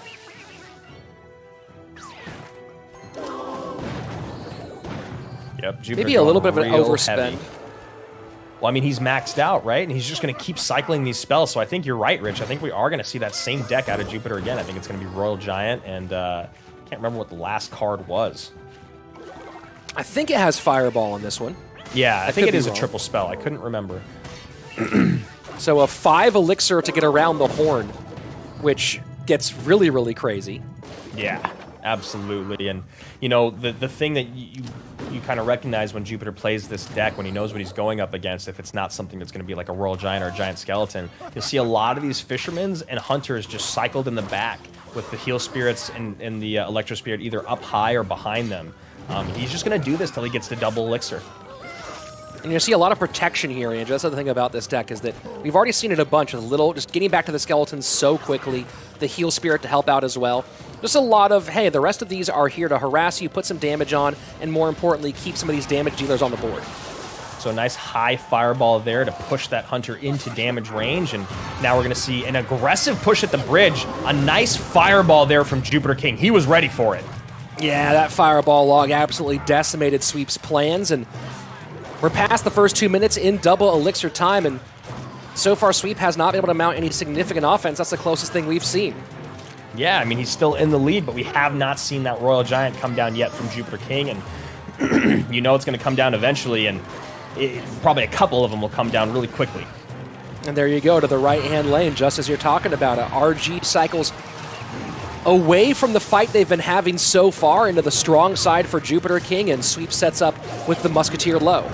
Yeah, I mean, the thing here for Sweep that he's got to start to worry about is he has to recognize that what he's been doing hasn't been getting much happening on the left-hand side. So now that this is going to go towards the right while Sweep is still trying to create offense on the left, it's going to make things much more difficult for him, and that's what Jupiter King wants to do here. Fireball log takes out the Musketeer, sets up for a bit of damage, and take a look at what he just did. That Fisherman is the same Fisherman that still pulled the first one, now back another one on top of it. And Jupiter just really wants to make sure he focuses on controlling that cannon cart. He's been taking the Musketeer off the board like crazy, but more importantly, done a great job of keeping the cannon cart from ever getting into deep territory. Yeah, that cannon cart can be really, really brutal when it sneaks in there, and we already saw Sweep try to do it once early in the game, and that's when we saw that great Fireball log out of Jupiter. And now we see an Expo come down, giving all the Fireball value in the world to Jupiter King. Okay, yep. You know, I said Sweep would do something like this today, and here we go. Expo, Barb Hut, Cannon Cart, certainly out there from the Canadian. Yeah, very interesting deck to say the least here, and finding himself behind by about 100 HP is Sweep. We go Cannon Cart at the bridge, nothing there. Fireball early. I love the plays from Jupiter. You can see Sweep going, all right, nice play, man, nice play. Yeah, he thought he was predicting something, but what are you getting value out of there, right? I mean, all that is trying to get the Cannon Cart on tower, but you're still also spending 4 Elixir to take 1, maybe 2 off the board. Yeah, just kind of outclassed in that moment, maybe a little bit, but Sweep still has time. 30 seconds. Another Expo coming down. Needs a connection to happen, and he needs it to happen now. Yeah, the big question is, can he get a Royal Giant out of the way in time to get an Expo lock on tower? Because those Royal Giants, he can cycle back to it so quickly. So it's going to be hard to beat out with an Expo. And so far, with 18 seconds left, he's not going to win this spell cycle game either. So has to get a connection right here, but the Royal Giant right in his face. I mean, I just love the patience of Jupiter King. I love the way he played. I love the patience on his defense. Just everything about this was just Jupiter King playstyle. Slow, methodical, calculated, patient, deadly. completely controlled the whole way through, and Tribe Gaming makes it look easy, taking care of business, and securing 3rd place in CRL West. I mean, that was just a domination from top to bottom. Lucas and Wallace pick up game 1, then it's 6 in a row for an easy, clean sweep for Tribes. Jupiter King playing 2v2 and the 1v1. Him, TNT, Buffmac putting in work, and of course Azelis hanging out today, benched for the day. A big surprise there, but that just makes all those CRLA teams wonder what they're going to see out of Tribe Gaming. Yeah, you have no idea what they'll do at World Finals now, and this was absolutely devastating, absolutely dominant, and it all started with a 2v2 reverse sweep. And here, talking about sweep, just unable to really break through. This felt like it might have been the moment. You see the cannon cart come out, but Jupiter King has plenty of elixir. Boom, you're going to see Fireball, Log at the bridge, bye-bye to all of that. Just incredible. Timing, reaction, predictability, all these things going Jupiter King's way, and we're just going to see this over and over again. Look at that. He goes Log first. Electro Spirit off to the side, misses the Fireball. Heal Spirit plus Skeletons up high. This is what I'm talking about when I say that this deck is fun to play, but it's impossible if you're not as good as Jupiter King. You miss any of those interactions, especially against this crazy deck that Sweep's running, that's a lock.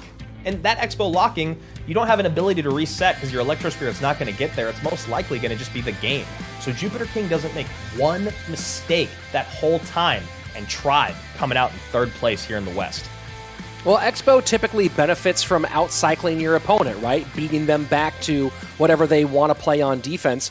But you're not outcycling a deck that gets around the horn in 5 elixir. No. A Royal Giant deck that get around in 5 elixir, good luck. So then, not on top of that, with a heavier Expo deck, with a thick Expo deck, the bar putt in there as well, Cannon Cart, a lot of really heavy cards. So this was a tough situation for Sweep. 2nd time during these playoffs, he's pulled out something outside of the central meta, to put it lightly, in terms of his matchups. The 2nd time it has not gone the way that he had hoped. So we'll see if he continues that trend as we go into World Finals. I mean, there's a lot of cool things about that deck that Sweep ran, right? But unfortunately, when you're playing against someone as good as Jupiter, and he's that good with those micro interactions, those cheap interactions, and your deck is that heavy, unless you catch him making a mistake, which is what you need to do, he's just going to win. And Jupiter King, hats off to him, because any other person would have been caught either once or twice by those Expos, would have been caught at the bridge by that great Cannon Cart Musketeer push early on. I love that out of Sweep. I think he was waiting for his opponent to just hit panic and drop the wrong units, but no way, no how for Jupiter. Yeah, Jupiter's not panicking, and one of the things you noticed was how long he sat on the Royal Giant despite playing this quick cycle Royal Giant deck. He waited to play it until we were in double, and when Sweep, he played it the moment Sweep played bar putt into the left-hand lane. He knew that you just spent 7 elixir, you can't drop the Expo or something crazy on me right now. I'll go with the 6 elixir in the opposite lane and set up for a big one. So a bit of a shakeup here in game number 1 out of Tribe Gaming with a dominant performance over Pain. Now we're doing it. We're going to the finals. SK Gaming, Queso will be back in 5.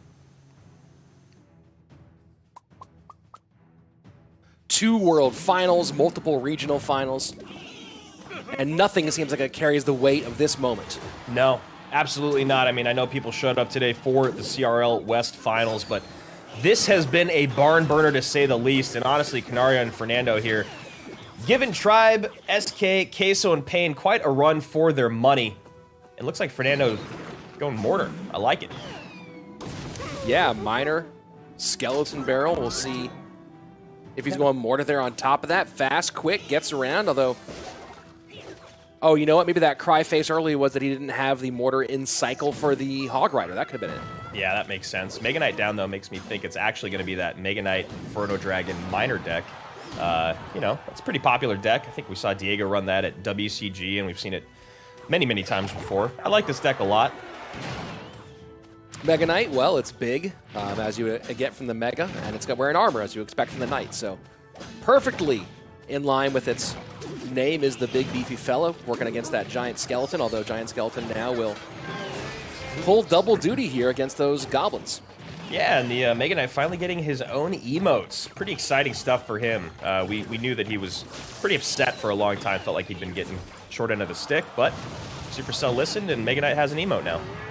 2 of them. Well, remember, always put that in your contract, guys. If you want an emote, make sure that it's listed before you sign on the dotted line. Yeah, and you can see their Dark Prince did have it in his contract, but not a big fan of the Dark Prince to Supercell, so they just made him crying. Yeah, pretty brutal. He does have the arrows getting hit in the head, which is also kind of brutal. So. Yeah, they're both pretty negative in my mind. Does anything good happen to the Dark Prince?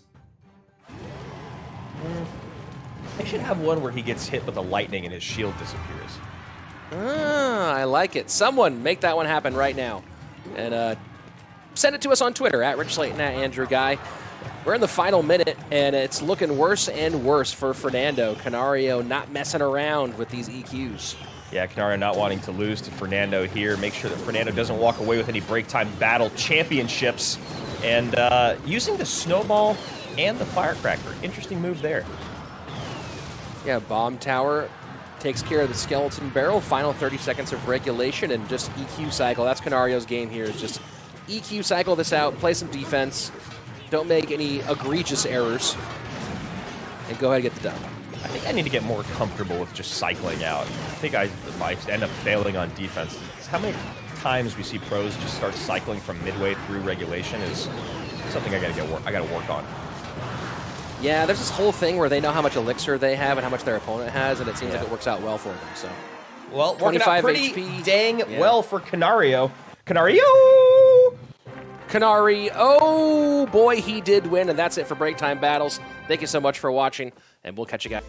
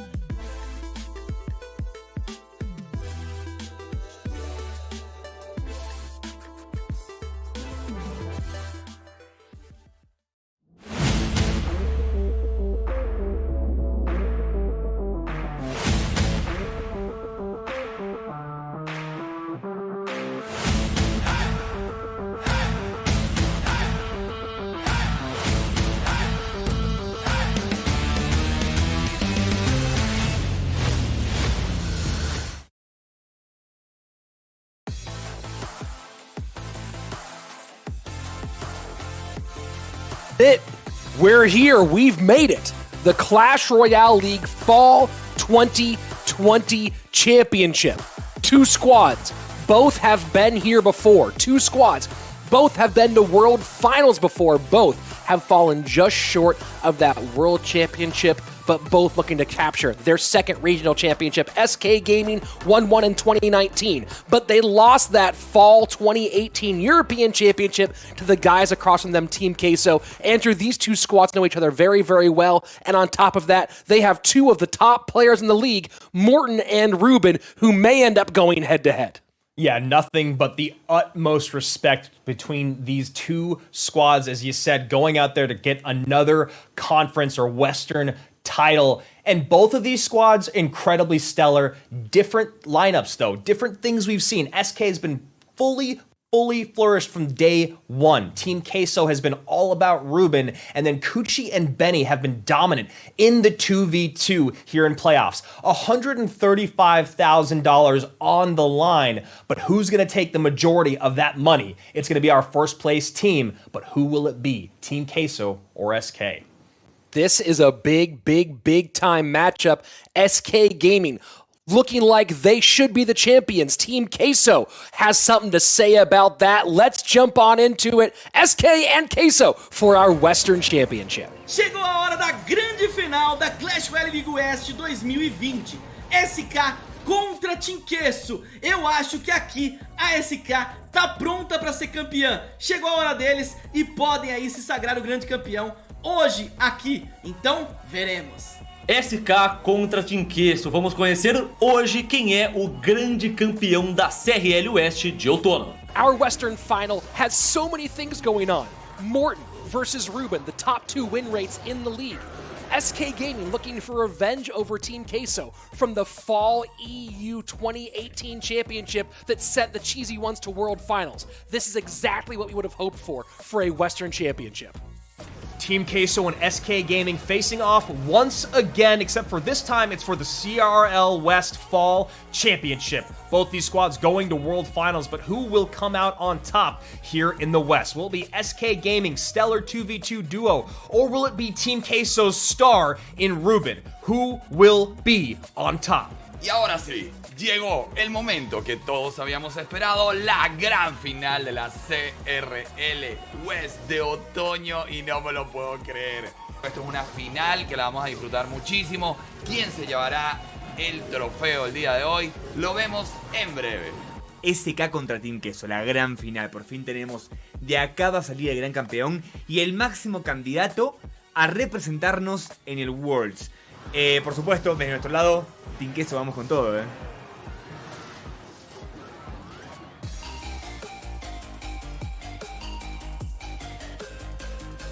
Maybe it was already predestined that these two teams would meet again here in the championship. Last time went all the way to the end, Andrew, and a big part of that was the play of Javi Catorce.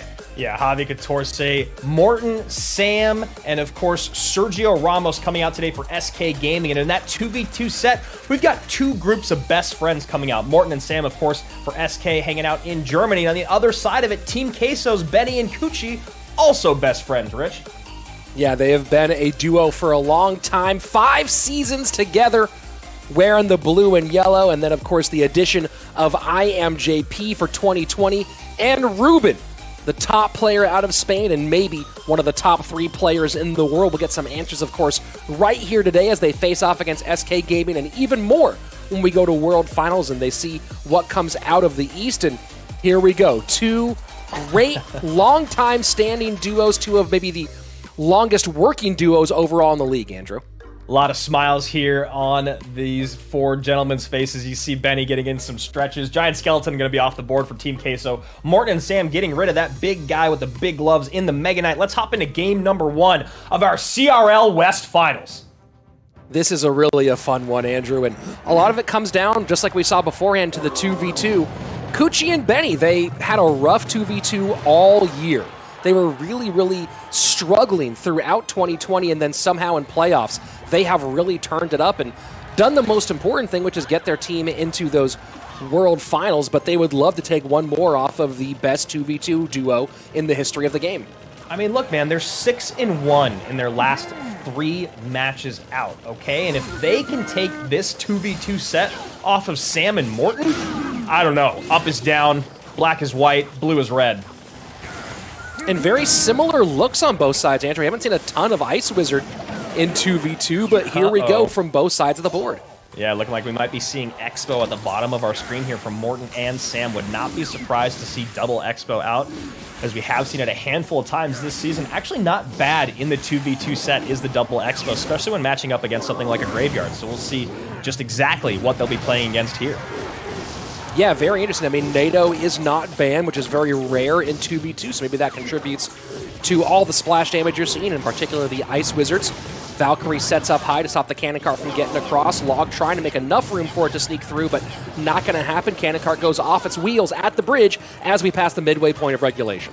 Yeah, Rich, actually, I like that you said that. This is the very first time in all of their matches this season where where SK Gaming has not banned the Tornado. Very first time they switched it up. And now we see the Electro Giant off of his new buff coming out in the 2v2 set. So the first time Electro Giant makes an appearance in CRL, it's in 2v2. Fascinating, Andrew.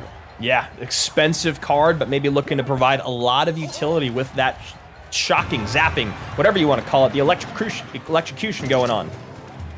Well, you know, I have not play tested the newly improved, newly scaled Electro Giant. I do wonder how it fares against an Expo right at the bridge when they meet, since the Electro Giant does respond to damage. Yeah, I mean, the Electro Giant is definitely pretty strong. We've seen a lot of our guys, including one on the screen here in Morton, do a great climb with the Electro Giant now. So we'll see how this fares as we get deeper and deeper into double and triple elixir time. Right now, Sam and Morton doing what they have to do. Get Expos down on the board, get defenses out when they can. How are they going to break through? Look at all the damage Electro Giant did at the end there, though, both to the Expo and the Tesla. So very, very interesting. This will be a compelling situation as time goes on. Team Queso sets up Electro Giant to the left-hand side, and Expo defensively right now for Morton and Sam. And I feel like Team Queso's got something else big. There it is. There's a lightning coming out. Maybe that's what I'm talking about. There were still 3 cards to be shown, and now we see the lightning coming out, creating a little bit of room here for this Electro Giant. Fireball in, trying to work on the Tesla. Wow. Yeah, that Electro Giant definitely got a nice buff here. Look at that damage on the tower. And an immediate Cannon Cart Electro Giant. And the Cannon Cart is certainly a good card against the Expo. Then you add in this Electro Giant, and this is a huge push on the right-hand side. And this Tesla's going to take a lot of damage from those zaps in the back end. That sequencing that we just saw from Kuchi and Benny, I feel like if we were watching them in the regular season, we would have seen the Electro Giant come down and then the Cannon Cart. It's a negligible thing to point out, really, other than just getting more legs out of your units and getting more damage down more quickly. It's just a higher skill level play, and that's what you got to see out of Team Queso. It's so hard right now for SK Gaming to protect these Expos, Andrew, because every troop you drop at the bridge to protect like you normally would gets immediately removed by the Electro Giant with that, I mean, I guess you call it thorns? I don't know actually what the terminology is they're using, but to go back to old school Diablo. I was just going to say, a throwback to our Paladins in Diablo. Thorns coming out for the Electro Giant, and like you said, Rich, now we see Morton and Sam's plan. They go, okay, we're not going to connect. We got to defend like crazy and get rockets in on the tower. I love this 2v2 matchup so far. This is absolutely fascinating. And see Tesla set up to pick up that Electro Giant, keep it moving, but a nice lightning gets things off the board. Final 30 seconds. Rocket cycle to the right-hand side, log to the left-hand side. At the moment, it is Team Queso just ever so slightly ahead. Can Sam and Morton hold on enough and get damage on the tower? Brilliant high cannon cart. Gonna lock on both of those Teslas. Kuchi and Benny looking like 2 different guys than what we saw all season long. Fireball in, lightning in, rocket not gonna get there in time. Kuchi and Benny have lost 1 game in their last 4 matches. My lord. And Sam and Morton, take a look at them. They don't really know what hit them. I don't think they expected to be against double Electro Giant cannon cart. And Kuchi and Benny, they are playing like it's 2018. What on earth did we just see? I mean, I think that that's the best way to call it, and you don't see that look on Sam and Morton's face very regularly. Confusion, dismay, how do we get back in game number 2? Because that was just insanity in game number 1. I mean, you talk about deck composition and matchup, it doesn't get any better for Team Queso. And you see the idea here. I mean, at this moment, Elixir is relatively even. SK Gaming back in it with the spell cycle. But just how much they have to commit to these Electro Giants on defense is astounding. Yeah, and the ability for Kuchi and Benny to get great tower damage in, clean up a defensive unit with the lightning is something that really, really paid dividends as we moved through the game. And at the very end there, you know, we saw that lightning fireball combo come down, but oh yeah, and this is that high cannon cart. I love this. That was brilliant. It hits both of these Teslas. You know, those skeletons get cleaned off because of the Electro Giant, and I'm speechless at the play out of Kuchi and Benny, Rich. I love it. Yeah, no, this was really, really excellent, and good deck crafting here. This was a big one as well from Kuchi and Benny and from Team Queso overall. They came out with something that I don't think SK was ready for, and obviously with the Expo pick didn't expect to go up against, and this was a big time win for Queso. Yeah, and Kuchi and Benny have slowed things down to an exponential level when you look at what they did in matches 1 through 8 to where they are now. They're playing, checkers as opposed to chess now. It's such a different look from these guys. Slow, methodical. We saw when that Electro Giant did finally come out, it was cycled in the back. There was another one in the hand of, obviously, his teammate to get played up high in case an Expo came down, and they never, ever were out of that driver's seat from that moment on. Well, that's a great point there, Andrew, that you make. They slowed it down. They stopped trying to be flashy, stopped trying to play the outplay game, and decided to play the we're going to grind you down game. And instead, the two things that have hampered Team Queso so far in 2v2 have been little bits of placement, but more important, decision-making. Let's go ahead and jump into the game as I continue here. The decision-making has been difficult for them. A lot of double drops on defense and stuff like that, but with how slow this deck is, they are able to make decisions at a slower rate here, not get caught out, and play just simple, clear Clash Royale. And that's the correct verbiage to use, Rich. I love, the idea of Kuchi and Benny kind of wearing and beating you down, because if you go back to when they were the most dominant 2v2 duo in the league, that's what the meta was, right? That's what the meta looked like back then. It was a lot of Lava Hound, it was a lot of Golem, and it was a lot of Team Queso wins in the 2v2 set. They were trying to adjust to a faster outplay meta here in 2020, and it didn't work for them. So they're going to go back to beatdown with this Electro Giant. Why not? He's added into the game for a reason. He's going to get damage here early.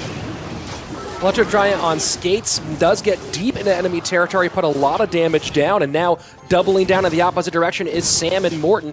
If this flying machine can get the baby dragon off the board, they could open up a door, but just can't get it done here. Yeah, great heal spirit there. Obviously, the flying machine will come across the bridge and should get one shot in, but that's a lot more easy to manage than it would have been otherwise without that heal spirit. So now Morton and Sam having to go in the left-hand lane because they've already taken a good amount of damage on the right. One of the hard parts about this for SK Gaming, Andrew, and we'll see if Queso goes to more Electro Giant at all during the 1v1 or if Morton does the same thing, is it's not just about what the matchup is, it's about knowing how you're supposed to play the matchup, right? Yeah. Knowing whether you're supposed to go same lane or opposite lane or, how you actually make it work in a nice little King Tower activation there.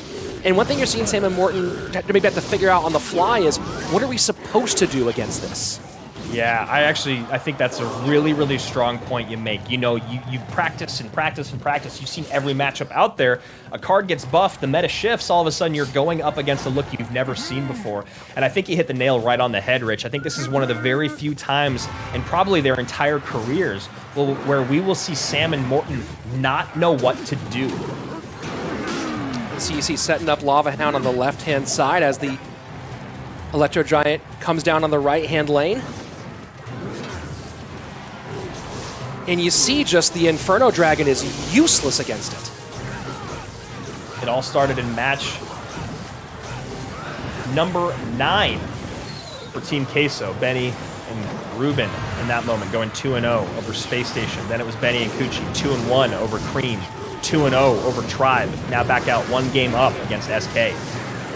You see the double down here on the right-hand side out of Team Queso, and you see the idea they were going for, but Morton and Sam were completely ready for that one, and now they have a bit of an elixir advantage as we go into sudden death overtime. 1277 on that bottom right-hand tower to the 1577 on the left, but we'll see if Sam and Morton can press the advantage they got from maybe a bit of a predictable overspend on the right-hand side out of Kuchi and Benny.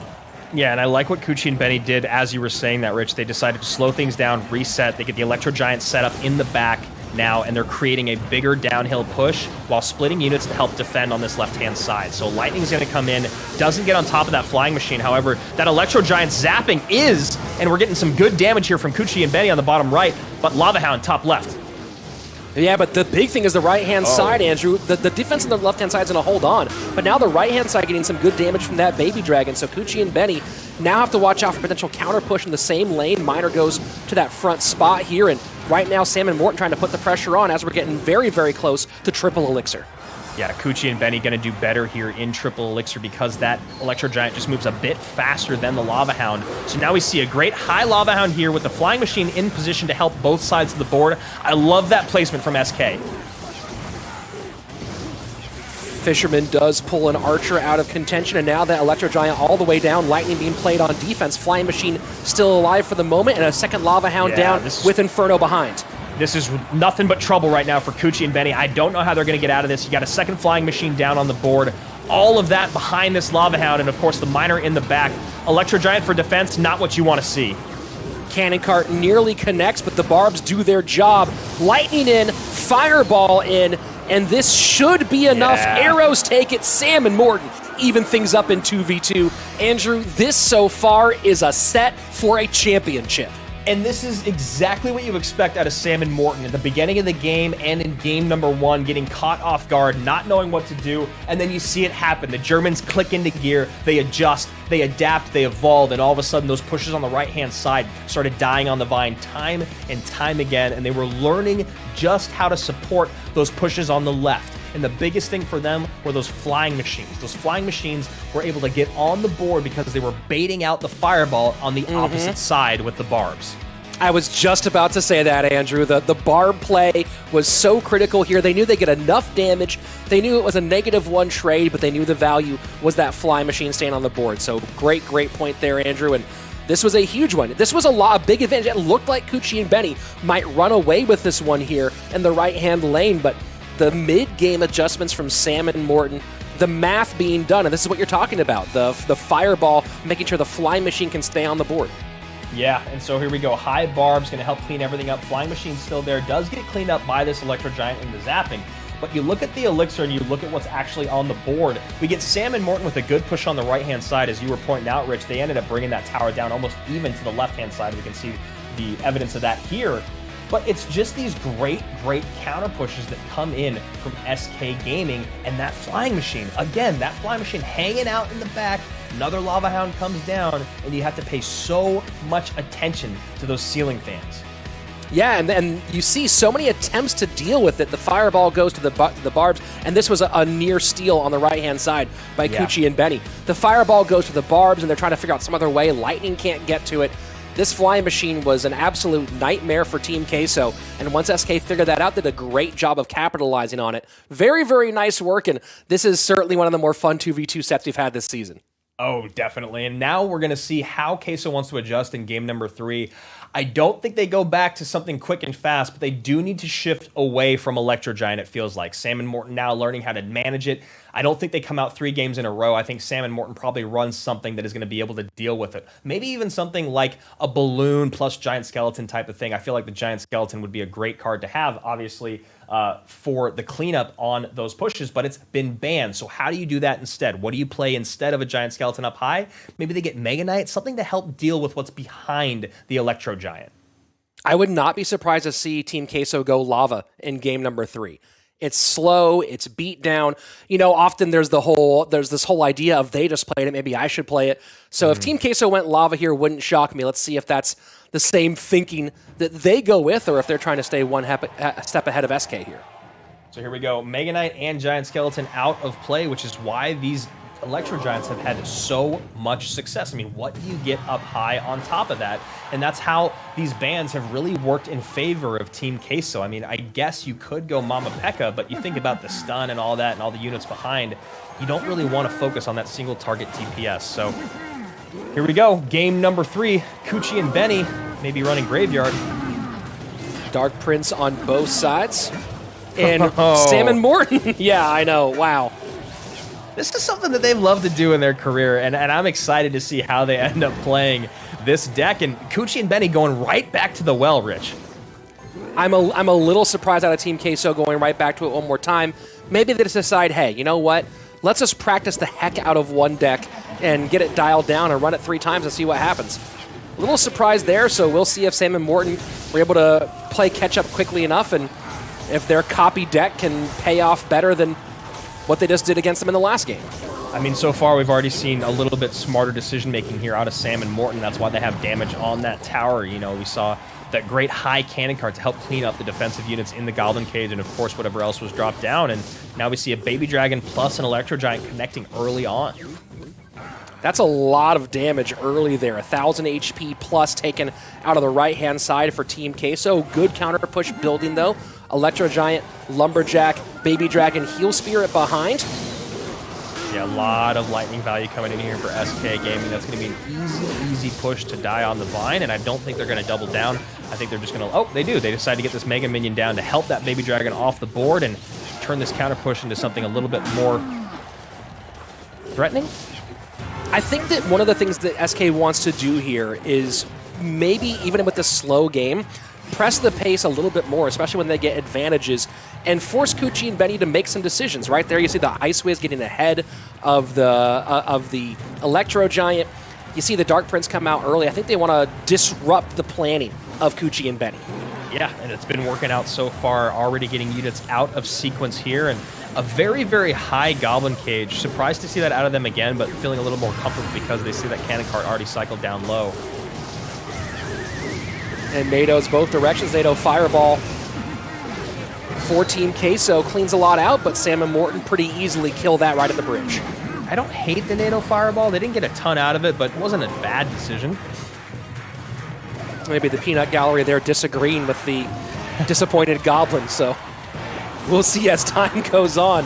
Cannon Cart in, and here we go. Cage trying to hold on, and the Cannon Cart of SK is just outside of that Electro Giant range. Yeah, this is trouble. That's way too much elixir to just feed SK. Now they got a massive counter push coming in. The only thing that's interesting about this is they're not going to ever go dual lane pressure. They're going to always double and triple down in the same lane. And now you see Lightning coming in, Electro Giant, second Electro Giant dropped at the bridge. Tornado going to help bring all that together. Wow. I like that play. Absolute wow. That Heal Spirit got so much value for SK Gaming, and now they're in Spell Cycle range. Might not even need it there. Gosh. Tower down. Electro Giant, OP, Morton and Sam just go copy deck, say, okay, you think that you've practiced this? We'll do it right back to you. GG, well played. SK takes set number 1. I mean, you talk about Giant Skeleton and Mega Knight both being out of play. How do you get on top of those units behind the Giant Skeleton? And the answer is very, very difficult task to complete. And Morton and Sam, being what you would want to say is the better 2v2 duo all season, they look at what they did, they copy their opponent's decks straight up, and they just outplay them a little bit. They go, all right, we figured out what you've been doing in games 1 and 2. Yes, it's been tough. Now we're going to throw it right back in your face, and instead of beating you with win conditions, we're just going to beat you with interactions. High cannon carts to get Goblin Cages off the board, as we're seeing right here. NATOs to pull everything together on top of the Electro Giant to get some more splash damage down. Just so many things coming out. And of course, this great Fisherman to slow this Electro Giant down. And this was just a minute and 48 seconds left in the game. And what you can see in both of these sequences in a row, Andrew, is the Cannon Cart always placed just a half tile outside of that Electro Giant, throwing some damage back in the other direction because they knew just how valuable that Cannon Cart was going to be. You see, again, Goblin Cage out, and this was a perfectly timed Heal Spirit that just made all of this stay alive long enough to slice through that defense, and this was the end. Yeah, really, really great NATO, pulls everything together, and now you truly see the power of this Electro Giant. NATO'd back, slowed with the Ice Wiz. Looks like it had a sliver of HP 5 hits ago. Stun comes in, gets that last hit on tower, don't even need to spell out. So now, maybe here in the West, since CRL East competition has already ended, before that Electro Giant got the buff, everyone watching very closely at this new dominant win condition in the 2v2 set. Yeah, you want to talk about why Sam and Morton are so good at 2v2, and that's what you see. It's adaptability on the fly. And so far on the season, Morton 71% win rate in 2v2, Sam 72% win rate. Slight difference because Javi stepped into the 2v2 for the final match of the season. But they are so good together because of what they're able to do in real time. Yeah, and now this becomes an even more difficult match for Team Queso, but maybe only in one of the sets, right? Because we have Reuben coming out in 2 in this 1v1. And you talk about a guy, he's only lost 2 1v1 sets all season long. And guess who they were 2? Javi 14 and Jupiter King. 2 guys that we have talked about being dominant forces. Otherwise, though, he's been unstoppable. So you have to imagine at least one of those sets goes his way. Javi's all-time one of the best in this set, and he's always had Reuben's number. This goes back to last season fall as well, where Javi just had Reuben dialed down. So that's the big question is, can Reuben get past essentially the boogeyman, which is Javi for him, or will Javi continue to have the matchup between these two? And that's my guess, and there we go. Yes, it will be Javi and Reuben to kick things off. Oh, man, this is going to be one for the ages. Reuben, top of your screen, representing Team Queso. Javi Catorce at the bottom, one of the only two gentlemen on the season to beat Reuben in a 1v1 set. We're talking prime time. This is the best right here. Yeah, no, this is what you watch CRL for, is a matchup like this one. Reuben's numbers might be ostentatious, right? Reuben's numbers, especially this season, are beyond impressive. But Javi's been doing it very, very well at this level for a long time, and the one thing that Javi has that a lot of other players don't is the ability to perform under pressure, right? Yes. There are other players you might say are better players than Javi Catorce, but it doesn't always translate to being better in CRL, and that's because Javi is built specifically to work in this type of environment. Yeah, you'll see one of the most impressive things I think about Javi is in really high-pressure situations when, let's say, he does lose the game. You'll see him get a little frustrated. You usually see him shake his head, a little smile to himself, and then by the time he comes back for the next game, he's reset himself, which is so important. Flying Machine will take care of the Brawler and of the Baby Dragon, and this is a lot for Reuben to deal with. Yeah, and you see this miner to the back. Great miner to the back. Flying Machine on the tower. Arrows in. This is a beautiful, beautiful early haymaker from Javi Catorce. Look at that. Yeah, that's the best way to put it, is absolute haymaker. 6:43 remaining on the left-hand side, and Javi continues to be a thorn in the side of Reuben. As we pass the midway point of regulation time, Javi way, way ahead here. Yeah, Javi needs to get a little bit more damage on this tower as soon as possible. Reuben just going to straight up sacrifice the hit. That is huge for Javi. Now an Electro Giant coming out in what would normally be a graveyard composition. Interesting stuff here. Yeah, I mean, this kind of has some graveyard elements to it. It also, in a lot of ways, harkens back to some older Golem decks. I've run into this a few times this week since the update, and I thought I was against Golem, and then wow. Oh, wow. That is a game-ending lightning right there, my friend. Yeah, it's absolutely brutal. Not how you want to spend that 6 elixir. Reuben's certainly not happy about it, and now with 40 seconds left, going to be a tall order for him to get back in this game.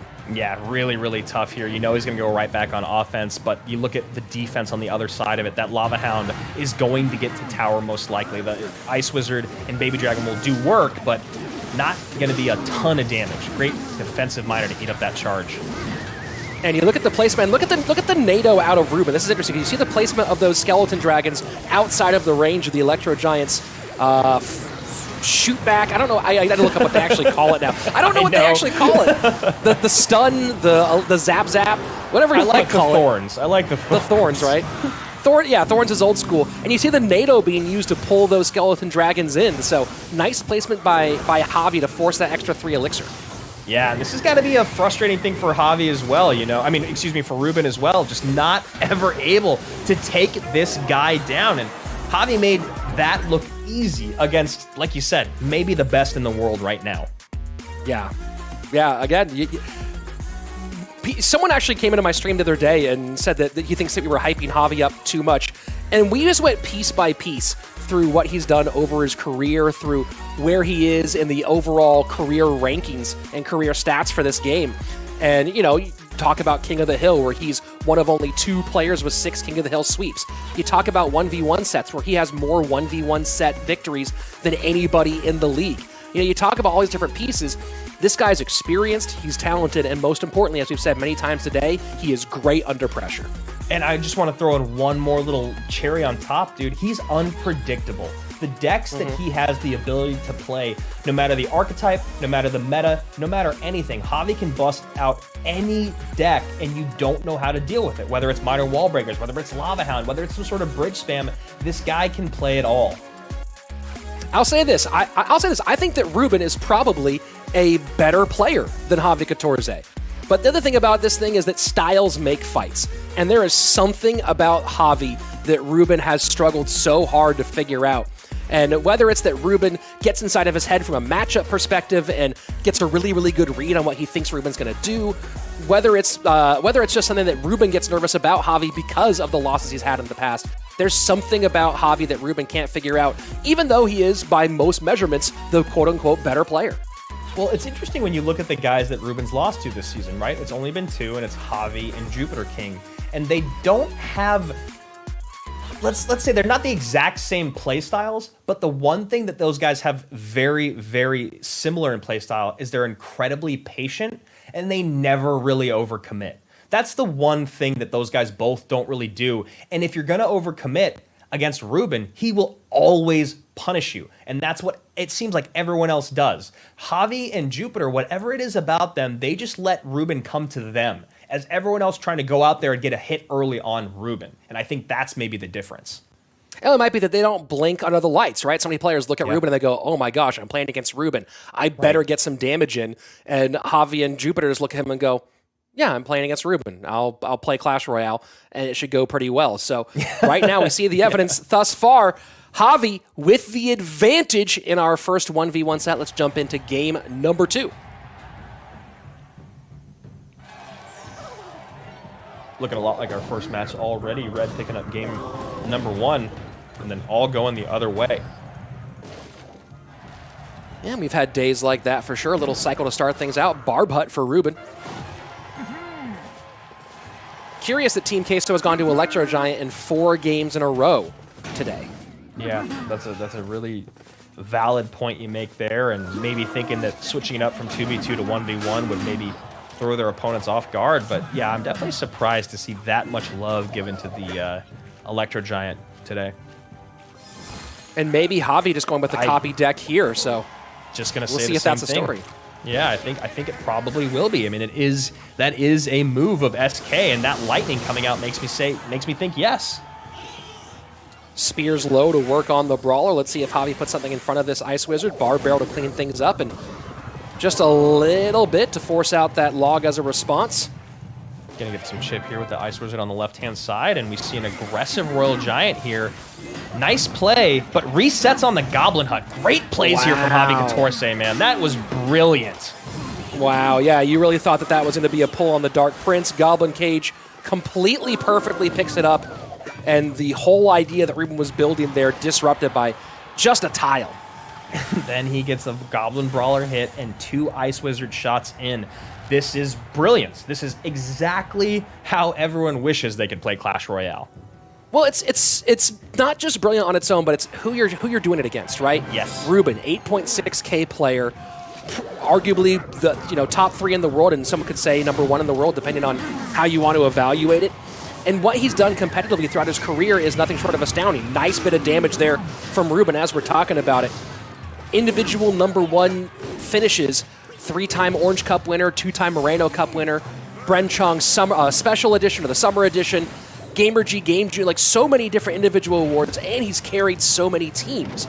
So to see Reuben play like this against this guy, that's I think why we're so excited about it. Yeah, exactly. I mean, I think you spelled it out perfectly there. And then you see here again, Javi making all the correct decisions. Oh, the Ice Wizard's going to stay alive.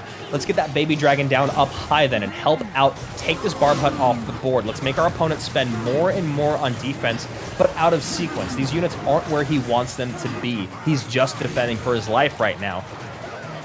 Final 15 seconds of regulation. Right now, Reuben does have the damage lead. Barb Barrel comes in, and the NATO to make sure the Barb Barrel's not wasted. We'll see if that was a bit of an overspend on Javi's part as the Fisherman pulls the Ice Wizard in. Another shot, 2 shots in, just 1 shot from the Royal Giant. 11:20 remains on the light right-hand side, and Reuben doubles down. Oh, and that Hunter staying alive is going to be trouble for Javi now. Dark Prince in range, gets healed up there with that great heal spirit. Hunter still on the board, and this is why Reuben is so dang good. Look at the protection there on this Hunter. Still there, still alive, takes the Baby Dragon down. That is nuts. Yeah, he just could not stop these Royal Giants at all. Knows that Log will finish it, so not going to worry about playing defense here. GG comes out from Reuben, and he's 1 game away from doing something he's not done here in the league, and that's beat Javi in a 1v1. And this is exactly what I'm talking about, Richie. Take a look at Javi. He's going through all the mistakes that made, all the interactions that just happened. What could he have done differently? Was that deck the correct choice coming out? How could he have maybe turned the game to the other side of it? All that going through his mind now, but then when we come out in game number 3, he's going to be reset. And that's why, like you said, he's one of the best under pressure. He's not upset. He's calculating what happened. Yeah, and one of the big things that happened was the Barb Barrel that he played trying to get to the heal spear, and he had to spend an extra 3 elixir to bring the spear goblins in, and Reuben did a good job of creating 2 targets for the barb barrel, which meant that he was going to get value there. He spent 3 elixir and forced Javi to spend 5 in that bridge fight. That was very, very smart play by Reuben, and a big part of why he was able to punish so hard on the right. It's crazy, right? Something as small as what you're talking about. Just giving the barb barrel 2 targets. One of them is a heal spirit, the other's a couple spear goblins. But you don't get them both off the board, you miss with that barb barrel, and somehow this hunter, or that hunter, not the one that we're looking here in the replay, stayed alive for what felt like an eternity. So I think this is that play. Here you go. So you see the spears go in, and he's trying to get the heal spirit. Heal spirit comes in late, and that was just one of the features of the deck, right? You have 2 targets for the barb barrel, and Reuben set the trap there, and Javi tried to get through without springing it, but trap sprung, and this was the beginning of the end. And that hunter, I mean, that was the hunter right there. You saw it. Helps clean up the baby dragon, helps clean up the goblin brawler, helps with the offensive push, somehow survives the NATO. Like, so much did that hunter accomplish with a great heal spirit from Reuben because of exactly what you were just talking about, Rich. Those spear goblins off to the left, baiting out that barb barrel, and then from that moment on, Javi was just not ever able to get on offense. Yeah, and you know, this is an interesting situation here because Reuben has had some of his bigger wins through Royal Giant decks. Of course, a lot of people this season have as Royal Giant's been so popular, but a little surprising that maybe they weren't focusing on that from a matchup perspective in game number 2. And now you get to game number 3, and it feels like, you know, it's a best of 1, obviously, but you got to wonder what they're going through in terms of their deck books, trying to figure out what to run and what they think their opponents will run. Yeah, I don't know if they're going to go super high cycle because normally these guys can outplay who they're going against, but they also know who their opponent is today. So maybe something a little bit less high cycle, high interaction, but not quite beat down, right? You don't want to get caught overspending in one lane. Your opponent defends very cheaply, and then all of a sudden you've just lost the game. So let's hop into game number 3 here and see what these 2 dynamos of the game are going to bring out deck-wise in game number 3. Oh, Reuben goes Barb Hut. Interesting. And maybe Javi going right back to Lava Hound potentially. Yeah, I mean, you see this Flying Machine going to get healed up and take the Baby Dragon off the board. And stays on just enough to keep harassing. Yeah, so a NATO has to come out from Reuben, and very, very interesting stuff here early on here in game number 3. Barb Hut's out both ways. And solid poison value for Reuben on the left-hand side, who is in his 3rd season in CRL, all with Team Queso. It was kind of the story for Queso, just waiting for him to turn 16 and be old enough to compete at the pro level. And there were so many stories already of what he was doing over in SLO and other leagues over in Europe. Piggies to the right-hand side for Javi, and a lot of spend, but still well defended by Reuben. The potential for Reuben to fail when he came into the league was just through the roof. It felt like everyone in the world had set him up so high. They placed him on this pedestal, and it felt impossible for one person to actually meet all those standards, all those accolades that people had talked about. Reuben's done it. He's a guy that we were told was going to be the best when he came in, and he has done nothing but prove it in these 3 seasons. Yeah, nearly a 70% win rate overall in that first season back in the 2019 fall split. And then, of course, this season coming into today at 73%, just behind the star of SK Gaming, Morton, at 74%. So Javi going pigs to the left after going pigs to the right a little bit ago, and going to help take this Barb Hut off the board. That's a lot on the board right now. Graveyard in. Javi knew it was coming. You saw those Zappies cycled out very, very early, and now you see why they were placed where they were, not going to be able to get that poison value on top of them and the Barb Hut, but still, Reuben gets a lot out of it. And you see Javi setting up to the right-hand side, Barb Hut in response in that same lane. Javi's going to want to put things on the right as much as possible, but Reuben can switch lanes a little bit more freely, it feels. I like that he's cycling these recruits in the back. I was going to say he needs to figure out a way to get something up high and tanking in front of these units that he wants to drop behind, like the Zappies and the Flying Machine. There we go. Zappies out now. Then maybe we're going to see a Flying Machine up high. There it is. Flying Machine right-hand side to get on top of that Ice Wiz. He needed to build a little bit more on the front end. Here we go. Pigs, one will get towards the tower. Bar Barrel does not stop it. And now with a nice push put together for Javi, that's going to be a lot in the left-hand lane, but this is a huge counter push coming in from Reuben. Massive counter push coming in, maybe a high fireball to get on top of all that, but he's not going to have the elixir for it. Reuben is going to steal the game right here, Rich. Oh boy. Yeah, that NATO was perfect, and Javi just fed him a whole bunch on the left-hand side, and Reuben finally gets it done, and we are even on sets. Yeah, that's a big, big win from Reuben, and now you know he's going to probably come out again in the third set. Will most likely be up against Morton. But one thing you want to take a look at here is if you're Javi couture, or if you're KV, Coach KV, Javi has now lost 2 1v1 sets in a row to Reuben and Vitor, respectively. This is a bit of trouble for SK Gaming. When you talk about their head-to-head guys, they need Javi to be able to pick up a set here. They still have Sam and Morton, but you need Javi to be able to pick one up. So taking a look at some of this, and you know, Andrew, just as we were talking about this for Reuben, I was going to say that it felt like Javi needs to find a way to abuse the flying machine, but when you put the flying machine next to that many other poisonable troops, you can't really abuse it at that point, right? You're kind of saying, hey, here's a flying machine plus, and this was a big push on the left-hand side, but with that Bar Barrel getting through, taking the Zappy off, all it does is set up for a massive counter push. Yeah, and I think the biggest issue as well for Javi was, you know, a lot of times when you're going up against the deck that Reuben's got here, you know, the only thing that deck struggles with is getting a ton of single target DPS down quickly, right? It's got a lot of control, it's got a lot of splash, but getting that single target DPS down quickly is where it struggles. But when you look at Javi's deck, he only had the flying machine that actually trumped Reuben's deck in that case. So that was the one thing matchup-wise where you look at this and go, wow, it would have been really nice for Javi to maybe have a Mega Minion in his deck, something to get up high, and a lot of single target DPS on those units he could not get to with his flying machine. That being said, Reuben breaks the curse. He finally beats Javi. Javi drops 2 1v1 sets in a row here in playoffs, and now it's most likely going to be Sam coming out, as we have usually seen it go Javi, Sam, Morton when the money's on the line. And then, of course, other side, it's Imjp going to come out for sure for Team Queso here. And this is one of the more interesting matchups. Sam should have the advantage. The problem is you never know which JP shows up, and frankly, you don't know whether you're going to see the top-tier, S-tier version of Sam or the A-tier version of Sam. And if it's the A-tier Sam and Javi and Imjp shows up today, that could spell danger for SK. Yeah, so a ton of Electro Giant coming out here in match number 2 on the day. We'll see if we see more of it here in the 1v1 set. Rich and I both speculating, and we were correct. It will be Sam coming out for SK Gaming. Of course, Imjp out for Team Queso. This is usually the way it goes. Reuben 1, Imjp 2, Reuben 3, and then, of course, for SK, it's usually Javi, Sam, Morton in that order. Let's hop into set number 3 here. Imjp has had a really good turnaround this season, Andrew. Started off really, really rough, but coming in today at a positive win rate finally. A lot of that is just how he's improved on the back end of the season. Yeah, I mean, Team Queso all the way around has just really improved on the back end this season, other than, of course, Reuben, who's been stellar from day one. So looking like Balloon for Sam. We'll see if this is the more popular Balloon deck right now.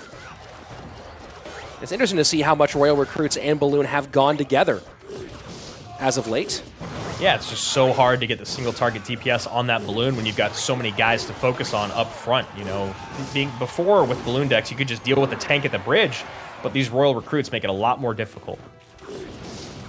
So with JP, the big question here, and again, this could be, this feels like Graveyard, but it could also be Electro Giant. If it's Electro Giant, that Inferno Dragon a lot easier to deal with. If it's not, how does he deal with the Inferno Dragon? Yeah, I'm curious. I mean, did we see the Knight in the other versions or no? Was it Dark Prince instead? It was Dark Prince. Yeah, so maybe we will see Graveyard now, which would be much better for Sam, right? He's got the archers to help deal with it, cycling those Royal Recruits in the back. But yeah, as you said, that Inferno Dragon going to be a menace. And Recruits getting on tower on the right-hand side. Sam with the lead as we get into the final few seconds of single elixir time. Yeah, it would have been nice for Sam had that Barb Hut drop just a second earlier. He would have been able to keep the Fisherman on his side of the board and just pull those units in. I like that Imjp doesn't get super aggressive here. Maybe a younger Imjp would have. And that's a good point. A younger Imjp probably would have taken a big swing in that moment, seeing all those troops on the board and tried to capitalize instead, slowing it down a little bit. Much more mature play. Exactly. I was just going to say, that's where you really see the maturity, because you saw how easily Sam cleaned that up. You know, one bar barrel comes in, and if he had dropped that graveyard, that would have been goodbye to game number 1. So a lot of troops inside that poison for the moment, but Inferno Dragon does its job, takes the Baby Dragon out, and again, one recruit escapes on the left-hand side, and this has been the story so far for JP, difficulty controlling the 3-3 split. Yeah, and you can see here, wiping the sweat off of his hands as Sam just keeps setting up these Royal recruits in the back. High Inferno Dragon to get on top of these babies, and of course the Bar Barrel to make sure the units don't come across the bridge. Right now, Sam has got his defense locked down. Imjp needs to get a little bit innovative if he wants to get damage on the tower in these final couple minutes. And he threatens with the Bar Barrel there. Sam does not take the bait. 3-3 split again, as you see now JP setting up with the Barba. Yep, and he's just going to keep doing this over and over. Bar Barrel out early after recruits low. Archer split high, and then we'll see where the Baby Dragon comes down, and then Sam will respond with the Inferno. And you see Heal Spirit keeps that on a little bit more, and again, 3-3, and this is just the story of the game. 90 seconds left. Sam has not put up an insurmountable lead, but it's one of those situations where JP has to be sitting there thinking, what the heck do I do to get any opportunity here? Yeah, and it's got to be so frustrating as for JP as well, just continuing to get one hit from, or a few hits from those Royal recruits every single time on that right-hand tower. A little bit of help from the Baby Dragon does help with the balloon, and now NATO's all of that back, but this is smart play from Sam as well, forcing JP to spend a lot on defense and not get an opportunity on the other side. And there's so much on the board here for Sam, right? Like, he could drop another balloon here in the right-hand lane, and there it is. Yep, that's exactly what he needs to do because of how much has to be played on the left. These Barb Huts, though, have been very frustrating for Sam to try to break through. I don't even know if he's really trying to break through here, Andrew. I think he's just trying to get... He knows he has the lead right now, knows how hard it's going to be for JP to get anything done. I think he just wants to make sure that JP never gets a chance to do what he's doing on the right-hand side with any sort of support. Yeah, it's just all about pressure, right? Just pressure, pressure, pressure because of what you just said. No support for these graveyards. Now we see a late tornado coming in with a ton of recruits behind. Sam's going to take that left-hand tower here in just a moment. Yeah, you see Fish Boy working, recruits working, and that's going to be it. Sam just slowly grinds it down here in game number 1. And you look at the health on his towers, and we'll see them here in just a moment as we take a look at the stats. Sam, beautiful, beautiful play. Recognized what he needed to do early on, which was cycle what he needed to in the back passively until he could cycle his recruits in the back with a 3-3 split. Then support that push however Imjp wants to defend it. If he's going to go Baby Dragon up high, great. Meet it with an Inferno. If he's going to go Ice Wizard up high, great. Meet it with Archers behind. Really, really great stuff from top to bottom here from SK's OP Sam. Well, you saw JP poking and prodding, maybe hoping he would get a weird play or throw Sam off a little bit. Just couldn't, and part of it was that Sam always knew he would have something good for the graveyard, and so did JP. He knew that anytime he would play a graveyard and try to poison with it, it would turn into a huge counter push because the Heal Spirit with those recruits makes them go the opposite direction with such force. And Sam never forgot about the opposite lane, right? Even just making it a 4-2 split as opposed to a 3-3 just means you're spending just a little bit less attention on that right-hand lane. Sam never, ever gave up on it, and he ends up taking the left-hand tower, right? That's what happens. You see all this getting baited out on the right-hand side, and then that moment of desperation comes in for Imjp, where he's like, I need to get damage on this tower. And that's all because it's all attributed to what Sam is doing in consistently creating opposite lane pressure. Yeah, this was a rough situation for JP in the matchup. Well played by Sam, and again, lots of maturity in terms of the play on both sides, but in this one, Sam just had it very nicely locked down. So that's a big-time win for Sam to get things kicked off here in his set. And the 1v1 set has been a bit of a sticking point for Sam overall throughout his career in CRL ever since his first season. Let's go ahead and jump in to the match here in just one moment.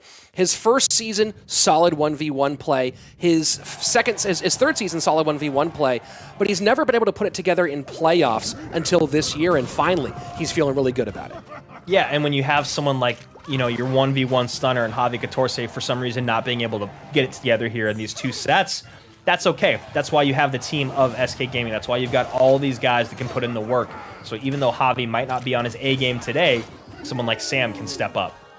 It might be a mirror match here, Andrew. JP going with, been a lot of copy deck today. And you see JP taking, I want to say, a frustrated deep breath, maybe recognizing he's going up into something that might look like a mirror matchup, but we'll see here after these E-Barbs come down.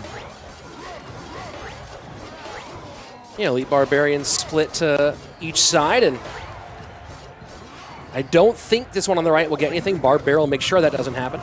Yeah, I like that Barb Barrel waiting on Sam. You see he leaks almost a full elixir there, so he got the perfect timing down on his Barb Barrel. That patience is important, right? If he drops it a second earlier, then the Fisherman doesn't have to come out from Imjp.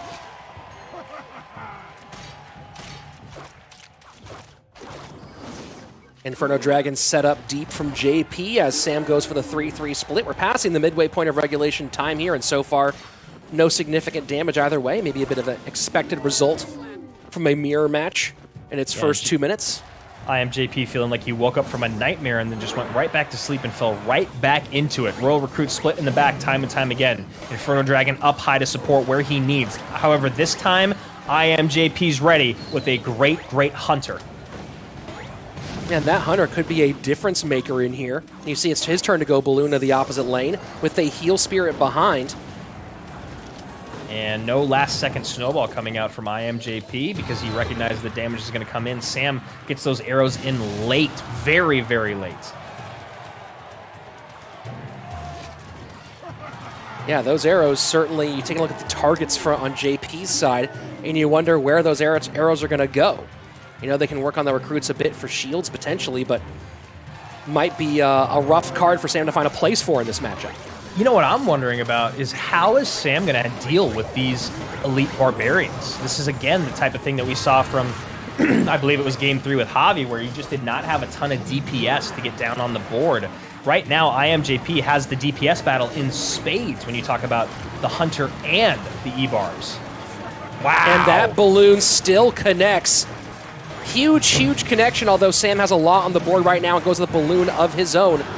But he has no real way to handle either the Hunter or the Inferno Dragon of JP.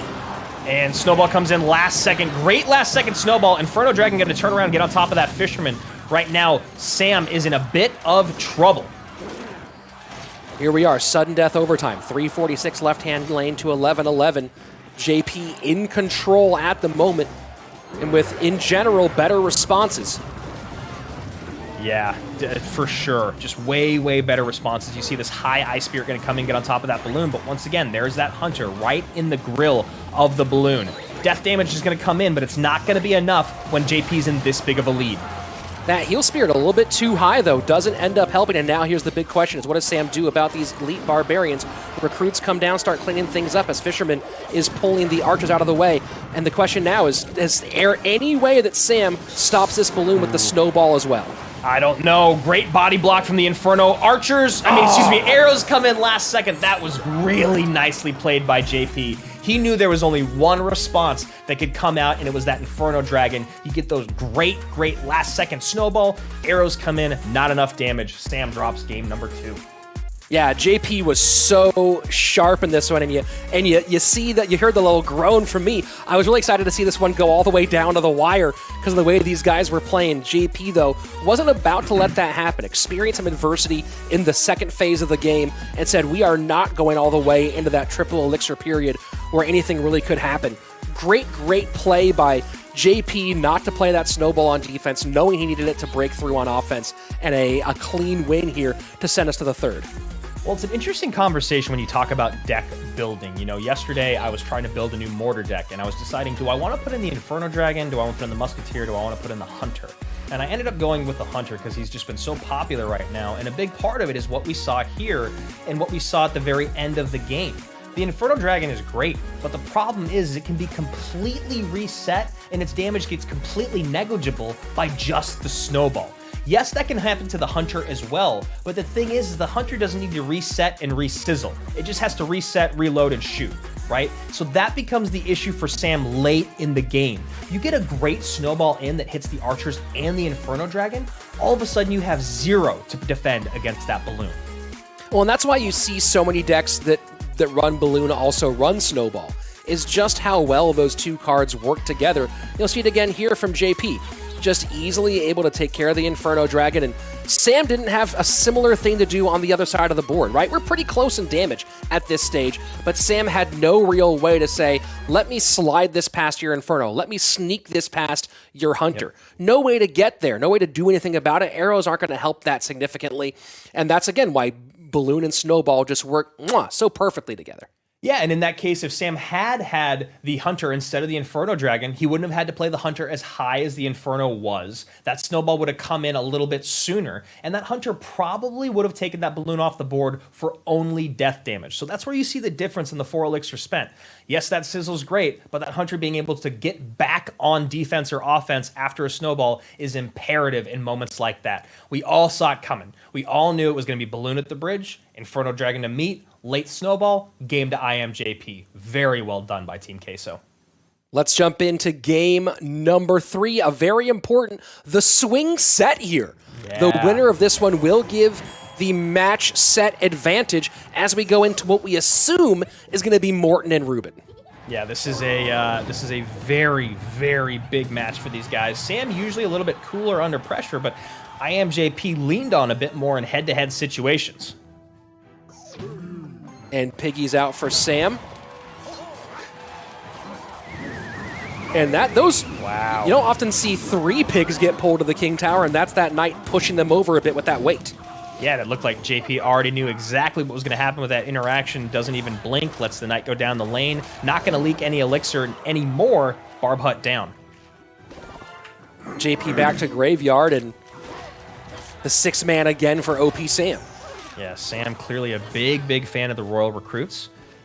Using them in every single game today here in the 1v1 set. And also Royal Hogs coming out for the German. No surprise there. Sam loves dual lane pressure, and he loves doing it with those piggies.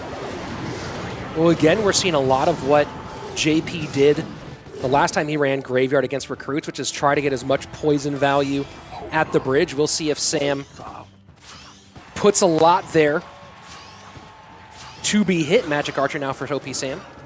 Yeah, and Sam's in a pretty good position again. Obviously, defending Graveyard's late game could be a little tough, and that NATO from Imjp working against him. You see a little bit of BM coming out from the peanut gallery there. Fisherman cycle to the right-hand side. Bar putt down one more time. 1 pig will go to the Princess Tower, and Knight there to clean it up.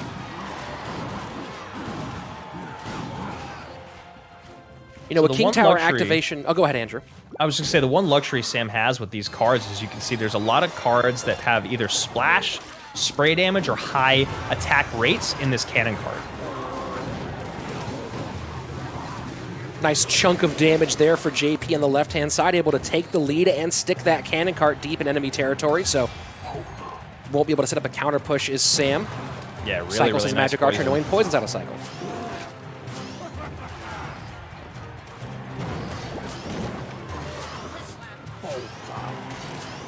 So maybe a high Hunter here. Yep, there's the high Hunter. A second early, but didn't want that splash damage to get on the cannon cart. Now we see Royal Hogs up high here from Sam, basically selling out to 0. You know, Joe, what I was saying a moment ago was you think about King Tower activation against Royal Hogs, and in a lot of situations that King Tower activation doesn't provide a ton of value, except when you have a solid building that has so much HP like that Barb Hut. Yeah. Suddenly all those pigs stay there a lot longer, and you're able to protect the Barb Hut more, and of course keep them completely off your Princess Tower. And one thing that I thought was really interesting about the last defense that Imjp played was that he can basically ignore the cannon cart when he does have a Barb Hut on the board. Because even when it resets and retargets, and even when it takes the Barb Hut off the board, those Barbarians spawn. So a really, really nice matchup advantage there when you talk about it from Imjp's point of view. Sam choosing to set up low rather than protect that Magic Archer at the bridge, and now he'll have a solid 3-3 push with the cannon cart in on the right-hand side, Barb Hut in response. So here we go, high Barb Hut to meet that cannon cart just like we were talking about, but Sam was looking for it, so he sends in the Royal Hogs right behind. Magic Archer behind all that, and Sam all of a sudden has gotten a great bit of damage, or excuse me, a great bit of an elixir advantage. and this time chooses to protect that Magic Archer. Poison to the right-hand side, forced out, and look at this. We're going to go into triple Elixir with a fairly significant Elixir advantage for Sam, and now he's pressing that advantage. Yep, he was up 3, and look at the spacing on that Heal Spirit and everything. It was beautiful. Cannon Cart ends up getting the brunt of that Heal Spirit. Royal Hogs are already way past, and we get some good damage in on the tower. NATO to get that Hunter out, and yeah, wow. Sam's putting together a gem of a game right now, and now we see pressure. JP going to go Graveyard left-hand lane. He's making those last-second Heal Spirits look easy, and they are really not easy. And look at the spacing on this. Perfectly placed Magic Archer offset to the right, Hunter right in the grill, Fisherman to pull the tank. Cannon Cart high, Poison will work on both that and the Magic Archer. A second Magic Archer now in the middle, trying to get on the Barb Hut, instead picked up by JP. Good heads-up play by the Spaniard. Barb Barrel to clean up that Magic Archer, and now pressure again from JP. Here we are, final 15 seconds in a very important swing game. And I don't think Sam can get on tower here, Andrew. This is going to be a Game 3 win for Imjp, and an absolutely huge one to give the advantage to Team Queso going into the 4th set. I feel like Sam lost track of where he was battling it out at the bridge in those final moments. You saw that high Magic Archer come down. We both liked that play. A Baby Dragon is dropped to meet it. But what did Sam do in that moment? Instead of being like, okay, look, Poison's out, Baby Dragon's out, I'm going to lose my second Magic Archer, he triples down with the Hunter. Hunter goes down, not able to catch anything at the bridge in the night, so he has to use a Heal Spirit there. Then the Graveyard comes in, and Sam is just spread way too thin. He needed to let that bridge battle go. Yeah, he was certainly winning those battles on the right-hand side, but you make a great point that if you look at Sam's deck, there's not a lot of phenomenal answers to the Graveyard in this deck, right? Every single answer, except for maybe the Recruits, gives a ton of damage to Graveyards because of the slow fire rate. So you see that one there, and you may wonder if maybe a little more slowed down play would have worked better for Sam. JP did the right thing. He reset on the right-hand side, played these high poisons, tried the best he could to limit that, and started pulling Graveyards late in the game. And also look at what we're seeing here. Cannon Cart, Royal Hogs, Magic Archer, and the Hunter all at the bridge. What Sam stopped doing that was paying off really well for him early on, Rich, was cycling his 6-man in the back. He did that in the last time he met up against Imjp with the Graveyard deck, and it worked out phenomenally. Yes, this is a bit of a different composition, but still having that 6-man cycled in the back is going to help a lot with these defenses. And when you're into double and triple Elixir, you can still get a Fisherman up high if you need a tank.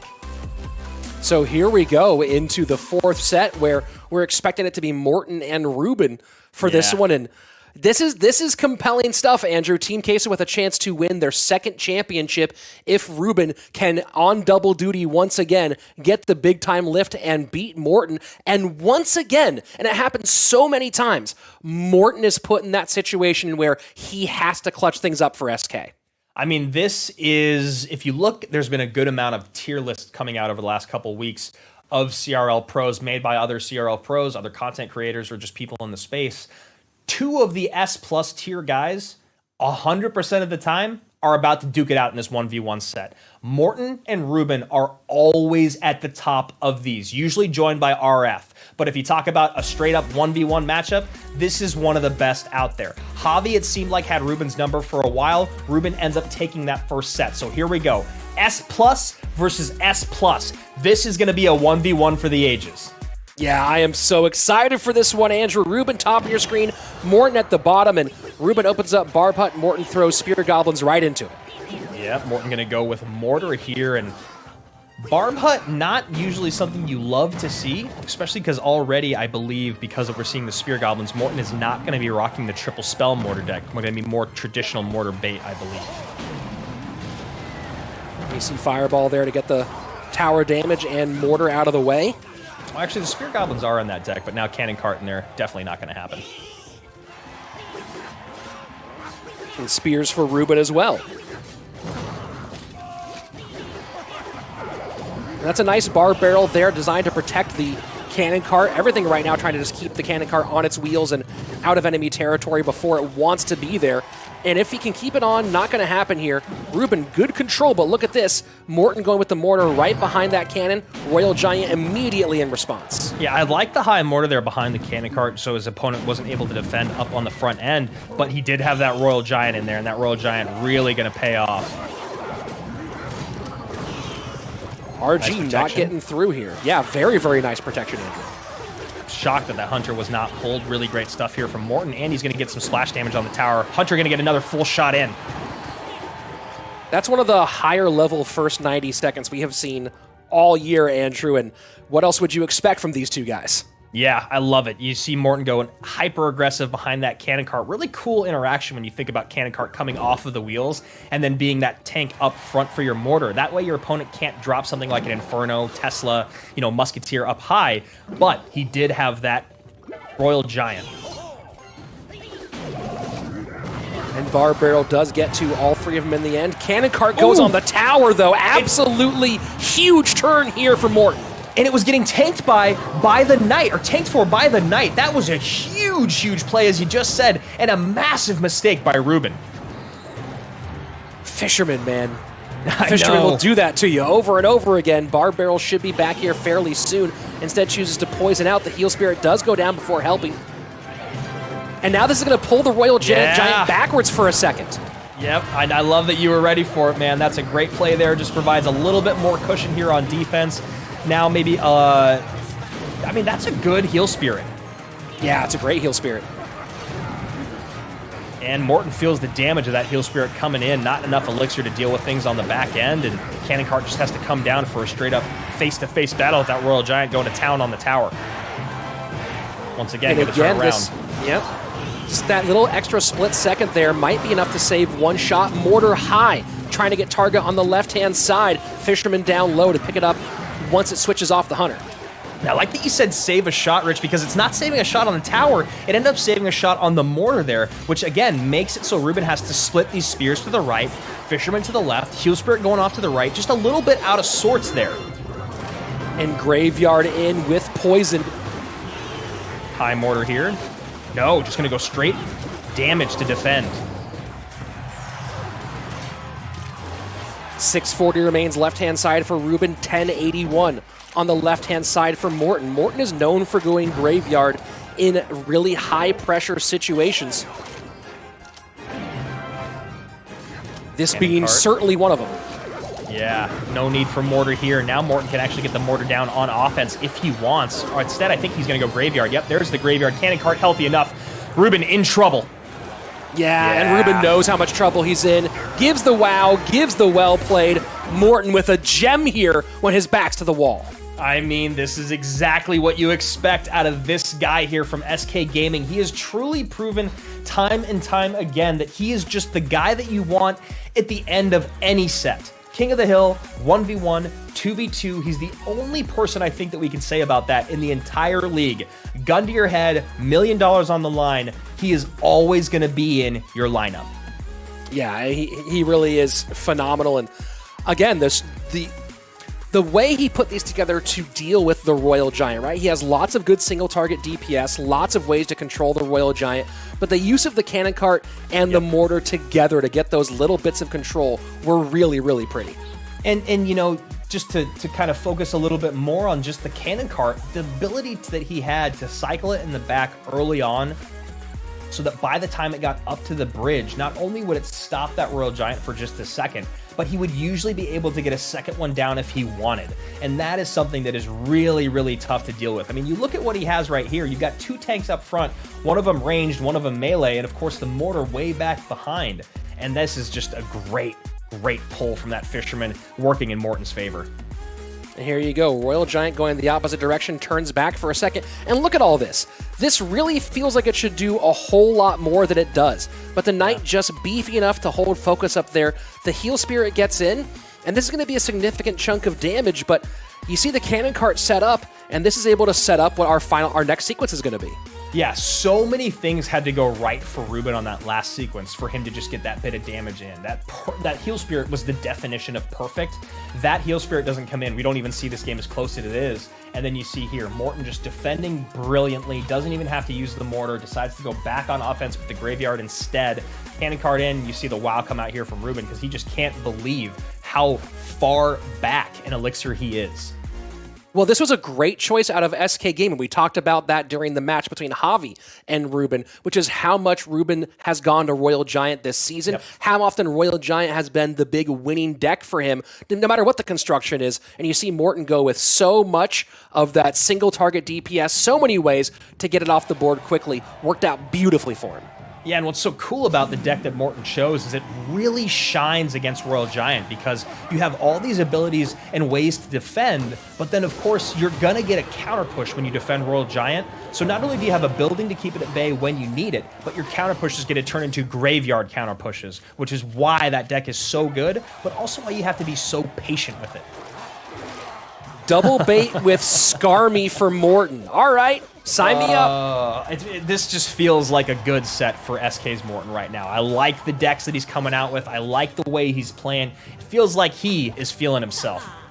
Look, you want to see Morton play bait. You want to see one of the best bait players in the world in the history of the game play bait, and you get it here.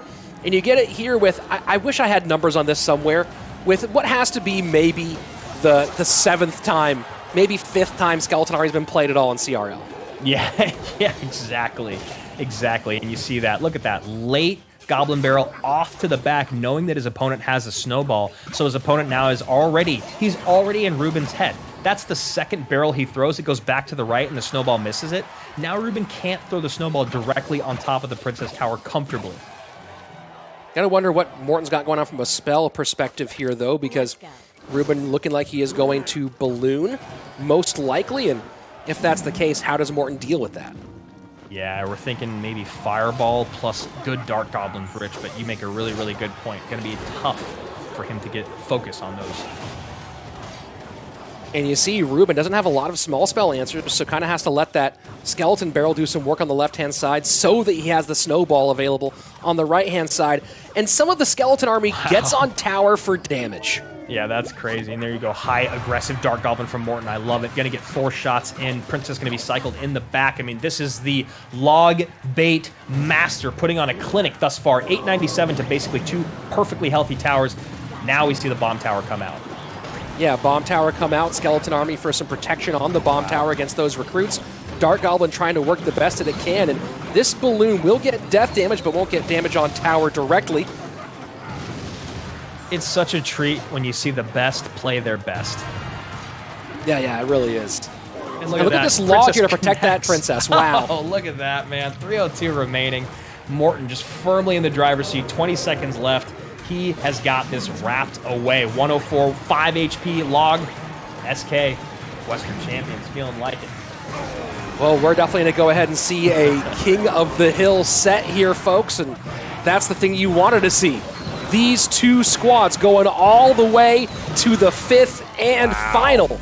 Morton clutches up, and we are going all the way to the end. And what more can you ask for from a championship match? I mean, nothing else, and I apologize to you guys at home for getting ahead of myself. The only reason I say that is because now you've got to run back to those 3 guys in a row, and they just took those 1v1 sets from you. Yes, they lose the first 2 after dropping that 2v2 set, but now you got to beat Javi, Morton, and Sam in 1 set, and that's a very difficult thing to do if Reuben gets a bad matchup at any point. Yeah, very, very, very challenging lift for Team Queso at this point. And it's so interesting. So few people have beat Reuben in a 1v1 best of 3 set this season. But all 3 of those guys, very, very high level. 2 of them on the same squad in Javi and Morton. Yeah, so this becomes a thing of when do you bring Reuben out in the King of the Hill, and how does Team Queso utilize him to his best to get wins? You know, who do they think SK is going to come out with first? You know, a lot of times we'll see, you know, Javi come out in that first set in these later BO5s, but in King of the Hill, it's been a lot different throughout the season. Man, these deck choices from Morton were phenomenal. You see in the first one, of course, great choice against the Royal Giant. The second one, though, how popular has this balloon deck been today? And how many ways does this balloon deck have to deal with bait? Almost none. How can it get to the princess? Good luck. How does it deal with the Dark Goblin? Try again. So many things here that are difficult. And you put that, of course, in the hands of one of the best bait players in the world, in Morton. Two really brilliant deck choices out of SK Gaming in this matchup against Reuben.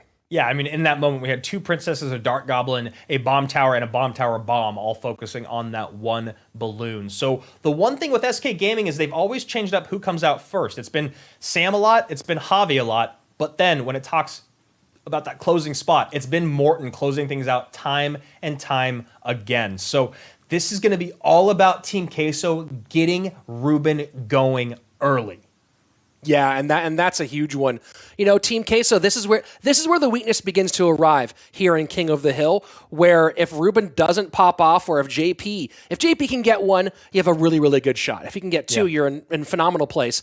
But if you get through JP and Reuben, and you're expecting either Couture or Benny, both very experienced players, both acquitting themselves well here on the back end, but all three matchups, Javi, Sam, or Morton, those are ones you put in SK's favor. Exactly. And again, that's why I was saying it felt like we're going to see SK take a title today here in the West. But Reuben is going to be a very, very tough guy to get through again. He's played incredible today. He finally beat Javi. You saw it go back towards SK's favor with Morton out there. But it's King of the Hill. It's all about matchup. It's all about who you're going to run into. What game is it going to be? And I have a feeling we'll probably see Reuben out early from Queso.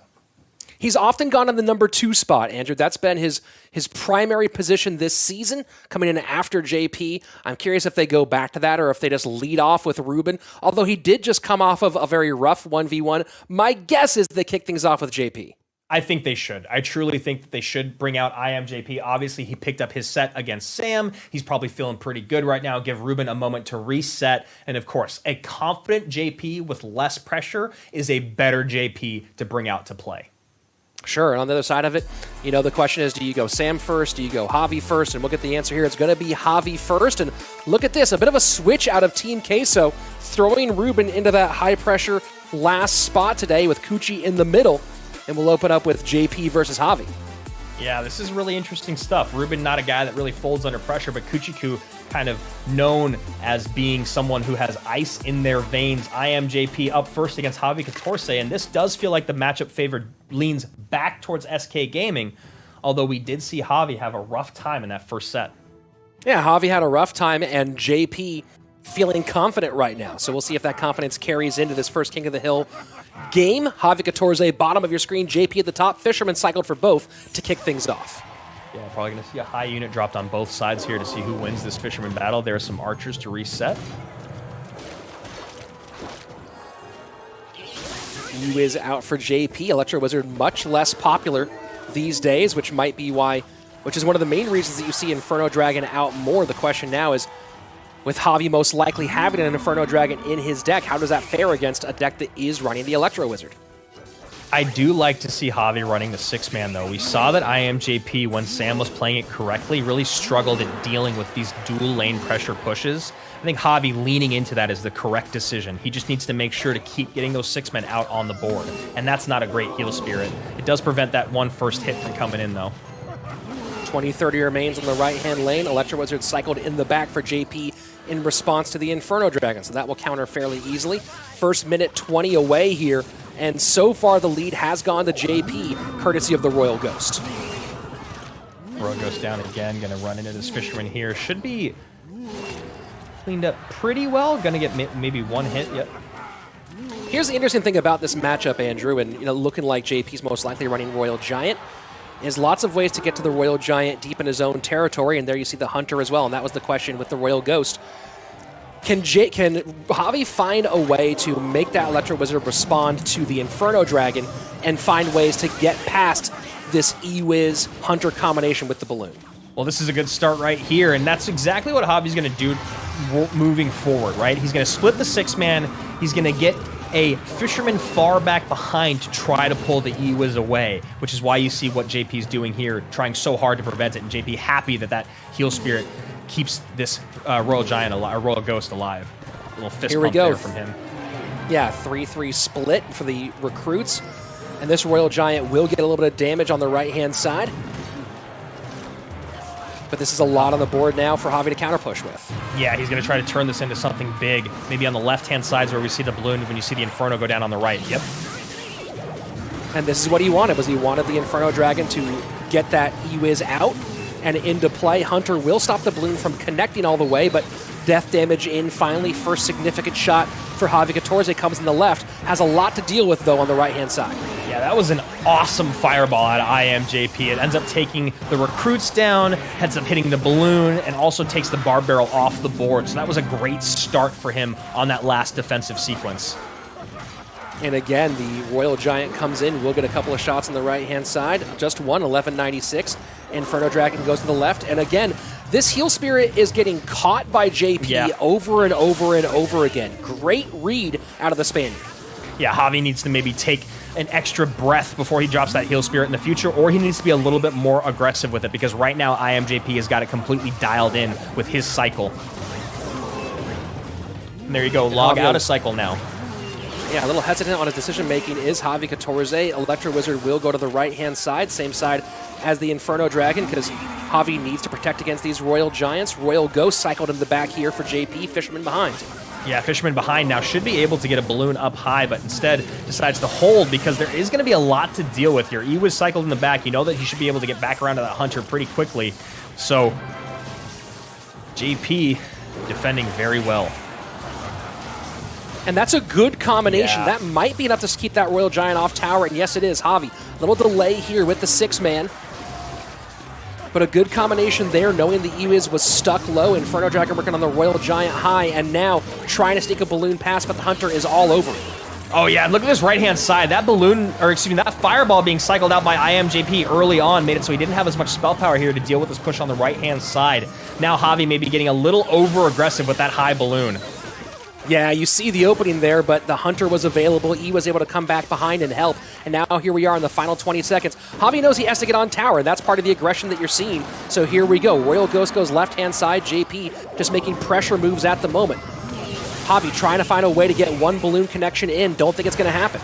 No, he doesn't have enough time. The Hunter's going to be up high right in the face. You see this bar barrel come down, fireball on top of it. Really, really well played by Imjp, and Javi having a rough time in these 1v1 sets today. King of the Hill, that's going to be a goodbye for Javi for the rest of the day. Yeah, done for the day, and JP now has done the job he needed to do. He's come out, he's got the one win. At this point, everything else is icing on the cake. Very, very nicely played by the Barcelonian.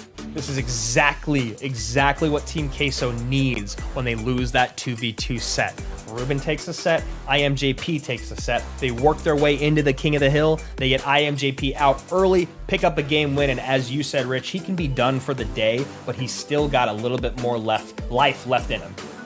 You know, we talked about the deck picks today from SK Gaming, especially what Morton brought out in the last set.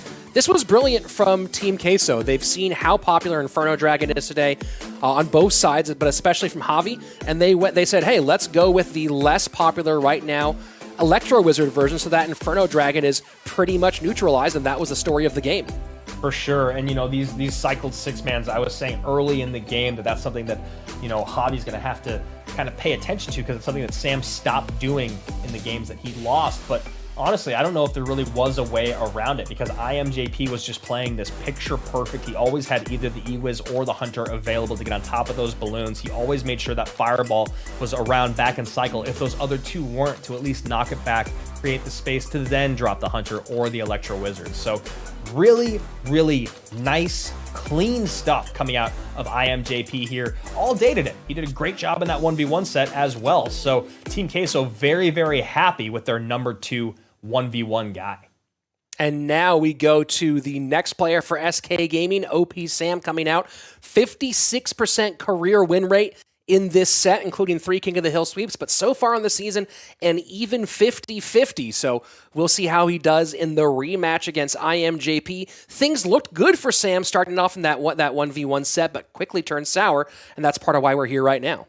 Yeah, that's one thing to pay attention to is in that 1v1 set, if it were King of the Hill, Sam would have eliminated Imjp, but he wasn't able to bounce back in game number 3. Imjp gets the reverse sweep. So like you just said, it is going to be a rematch of set number 3. First game going to Sam, set going to IMJP. Let's see if SK Gaming can turn that rhythm around. Very curious to see if Queso goes to Royal Giant again, or maybe pulls out the Electro Giant now that maybe the memories have faded a bit of those matchups earlier on. I like that call. Queso has certainly been Royal Giant heavy today.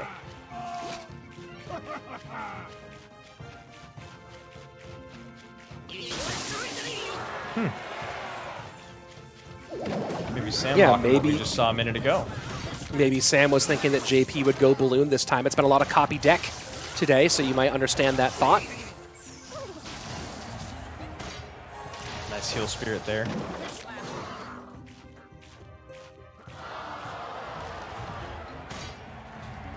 And both guys taking their time, some early exchanges, but nothing serious so far. Barbhut certainly slows the game down significantly. Yeah, and this Hunter plus Electro Wizard going to have a lot of utility defensively.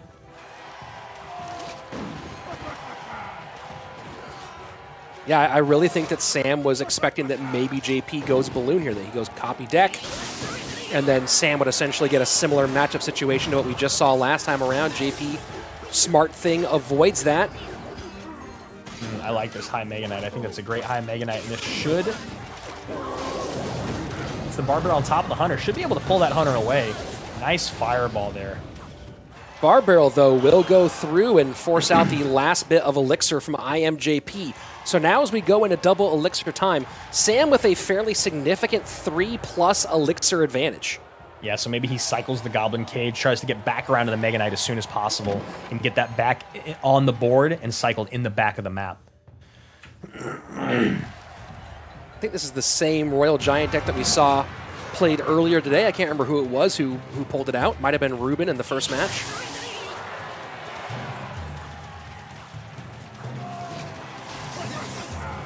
And there we go. Exactly what we're thinking. Just kind of cycle cards in the back, get that Mega Knight back down on the board, really make your opponent feel that Elixir disadvantage that they were at. But now we need something up high. There we go. Nice Goblin Cage up high to make sure that Mega Knight doesn't get pulled away. And that fireball gets on the Hunter, but no tower damage there. Maybe expecting the Fisherman to go outside with the Hunter rather than inside where it went. And here we go. And now Graveyard in.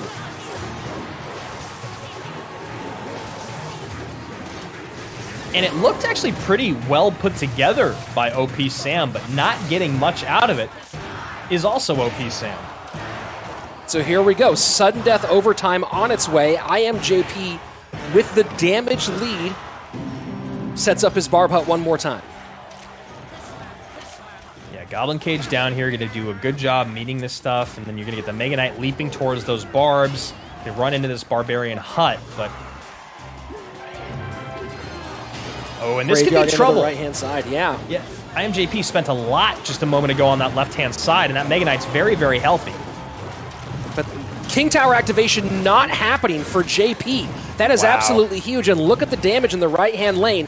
While he has dual lane pressure for JP, OP Sam now in the lead with 90 seconds left. Yeah, you wonder, though, was that worth it? Will Sam's damage in the right-hand side be enough to pull JP's attention away from the left? And right now, it's not looking like it. High Hunter, but that's going to get pulled away. Mega Knight in, Fisherman again trying to go for the King Tower activation, but look at that, the Fisherman takes one step up, Mega Knight not going to do it, and so now forcing out the log here, and this is a lot of damage in the right-hand lane. Late poison here from Sam with 58 left. Brilliant late poison from Sam after getting some damage in from those skellies. It does feel like he should have this game, but he needs to make sure he gets back on offense without creating a big window defensively, and he's just done it. Oh my Richie's just word, done it. The cage trying to hold on, not going to do it. IMJP takes one off of Sam and now is one away from a King of the Hill sweep and a Team Queso Western Championship. And that is one of the things you love to see out of IMJP. He's an incredibly emotional player. You saw the videos that Team Queso puts up of him yelling Vamos after big plays, and he deserved that one. That was an incredible, incredible switch of focus. Left-hand side, couple Royal Giants later, and Sam drops game number 2. That low fisherman, Andrew, I'm really not sure I know what happened there. And you see, this is the Mega Knight, and this is twice where JP gives that opportunity to the Mega Knight to get in there and get tank a lot. And the fisherman, you'll see, takes a step up. Mega Knight not going to get on tower. And so that's JP playing that fisherman maybe a half step too early. And it looked right now like it might be Sam's turn to take over the game. Yeah, and Sam, you see, he corrects his mistake this time with getting the fisherman in the right spot. But the problem is that the last sequence is when he needed to do that. On this sequence, he pulls that Royal Giant away from the Hunter. Now you see Sam going back on offense, getting a good amount of damage in, a nice late log, plus Goblins, plus Hunter, plus Barrel. It feels like this poison is almost a nail in the coffin. But the problem here is that this early fireball means that there's nothing to meet this Royal Giant. And he cycles the fisherman off to the left. That's where the real question mark comes out. Yeah, I mean, really great opportunism out of JP. Saw the fisherman there, said, I'll take the free ride to your tower, and gets pulled right on in, tower down very quickly in a game that was beginning to go Sam's way. Suddenly, JP, big blow. We talk about him being a haymaker player. That's it right there. Yeah, and you saw, opportunistic is exactly what Imjp was there, because even though Sam gets that late Goblin cage down, it doesn't matter. The Royal Giant's already pulled way in. He's already decided what his target's going to be. That cage becomes wasted elixir, and Sam just really struggling there in the final moments of game number 2 in King of the Hill. And like you said, JP on a run today. Yeah, I mean, JP's been great, and this is what Queso's needed from him all season, and it comes through at the most important point. Imjp now, 2 down, 1 to go, but he does have the best in the business, Morton, across from him. And as we've said many times before, because we've been here many times before, if there's one guy you want, King of the Hill, needing a reverse sweep, it's that man right there. He's done it twice this season and twice in a row, reverse sweeping Cream, Real Betis, and Chivas Esports. Kevin, Pompeo, Diego, Michi, Pedro, Belly. 6 in a row out of Morton coming into that last spot in King of the Hill. And he's asked to do it once again against what, I was going to say could be Expo, but never mind. Yeah, but there's one thing about this ask from Morton this time, Andrew, is it's against JP, Kuchi, and Reuben. Yeah, that is a very, very difficult lineup. I mean, no slight to Chivas or Cream, but Reuben has just been next level. Graveyard for Morton, and you see the early EQ cycle for JP, and for a lot of it would look like Hog EQ, but this feeling like it might be Royal Giant with the Hunter. Interesting stuff here from Imjp. And good protection for the archers with the skeletons there as the bar barrel comes in. Baby Dragon does get on top of the archer. A little bit fortunate there for Morton. And you see that bomb tower just setting up for saying, no, Morton, we're not going to have a graveyard right now. Yep, we're just going to deal with your counter push. Really, really nicely defended. One Belch comes in to give Morton the lead, and pretty nicely dealt with by Imjp. Archers split one more time. Graveyard in. And like good high catch from JP. Yeah, exactly. And so it is Hog EQ.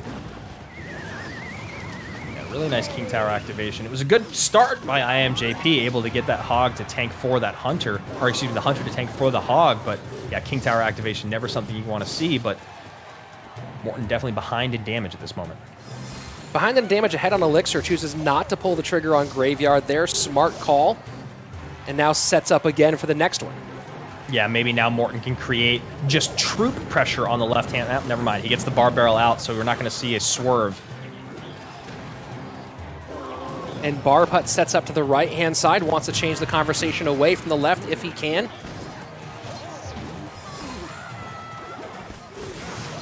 And no last-second NATO here from Morton. He decides to eat the damage and then go on offense. And Hog still gets through and gets that shot, which is really, really bad for Morton. JP currently in the lead here and playing really, really solid defense. But this Ice Wiz stays alive long enough to put in some nice damage on the left-hand lane. 1882 to 1333 as we go into sudden death. Yeah, so Morton needs to continue to get these bar putts down on the right side of the map. That way the Earthquakes can't come down on the left. And he's going to have to be a little bit more or a little bit less frugal with his elixir on these defenses and start to have to maybe use his lightning. Nice bar barrel and there. You see a really, really big one. Poison in, chipping away at that lead. 1689 left-hand side.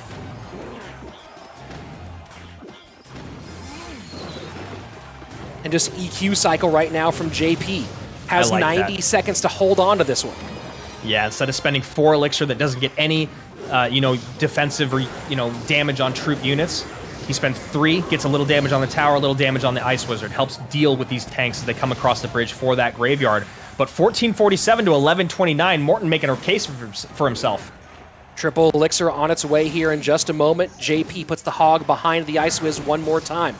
This time you might see Morton play the NATO, cannot afford to give away a hog shot, and he does. A huge hog shot. 865, EQ working as well. 54 seconds left. Little surprised to see the Earthquake come in on top, but JP knows exactly what he has to deal with coming across the bridge. And what he doesn't have to deal a lot of is a lot of single target DPS. So he can overspend on that back end because he's able to keep the stuff at bay here at the bridge. Look at how much these graveyards are cycling right now. Morton might NATO this to tower potentially, Yes. and he does. No hit NATO to tower. This is absolutely huge for the German. Poison on the left-hand side, and just like that, we only have teens in the HP separation. EQ left-hand lane for JP, graveyard in for Morton, another hog down on the left-hand side. Yeah, poison in as well. There's the late NATO, but he needs a little bit more DPS coming down. Earthquake is there. Hog Rider trying to make a case for it. 253 to 359, Rich. Graveyard has to get in for Morton on the left-hand side. Poison down. Poison's not going to be enough. NATO trying to help, and that's going to be it. My gosh! JP, the golden-haired golden boy from Barcelona, Spain, gets the King of the Hill sweep to win the championship for Queso. Team Queso are the CRL West 2020 Fall champions after coming in to the playoffs having to go 1, 2, 3 all the way to the top. Cream. And then now at the final round, SK Gaming after taking down Tribe in the middle. What an incredible run for Team Queso. And what a huge moment for Imjp, Andrew. The story all season has been Reuben, Reuben, Reuben. When it comes down to it, though, today on playoffs, wins his 1v1 set, sweeps King of the Hill, and clutches things up for his team. This is a signature moment for the veteran.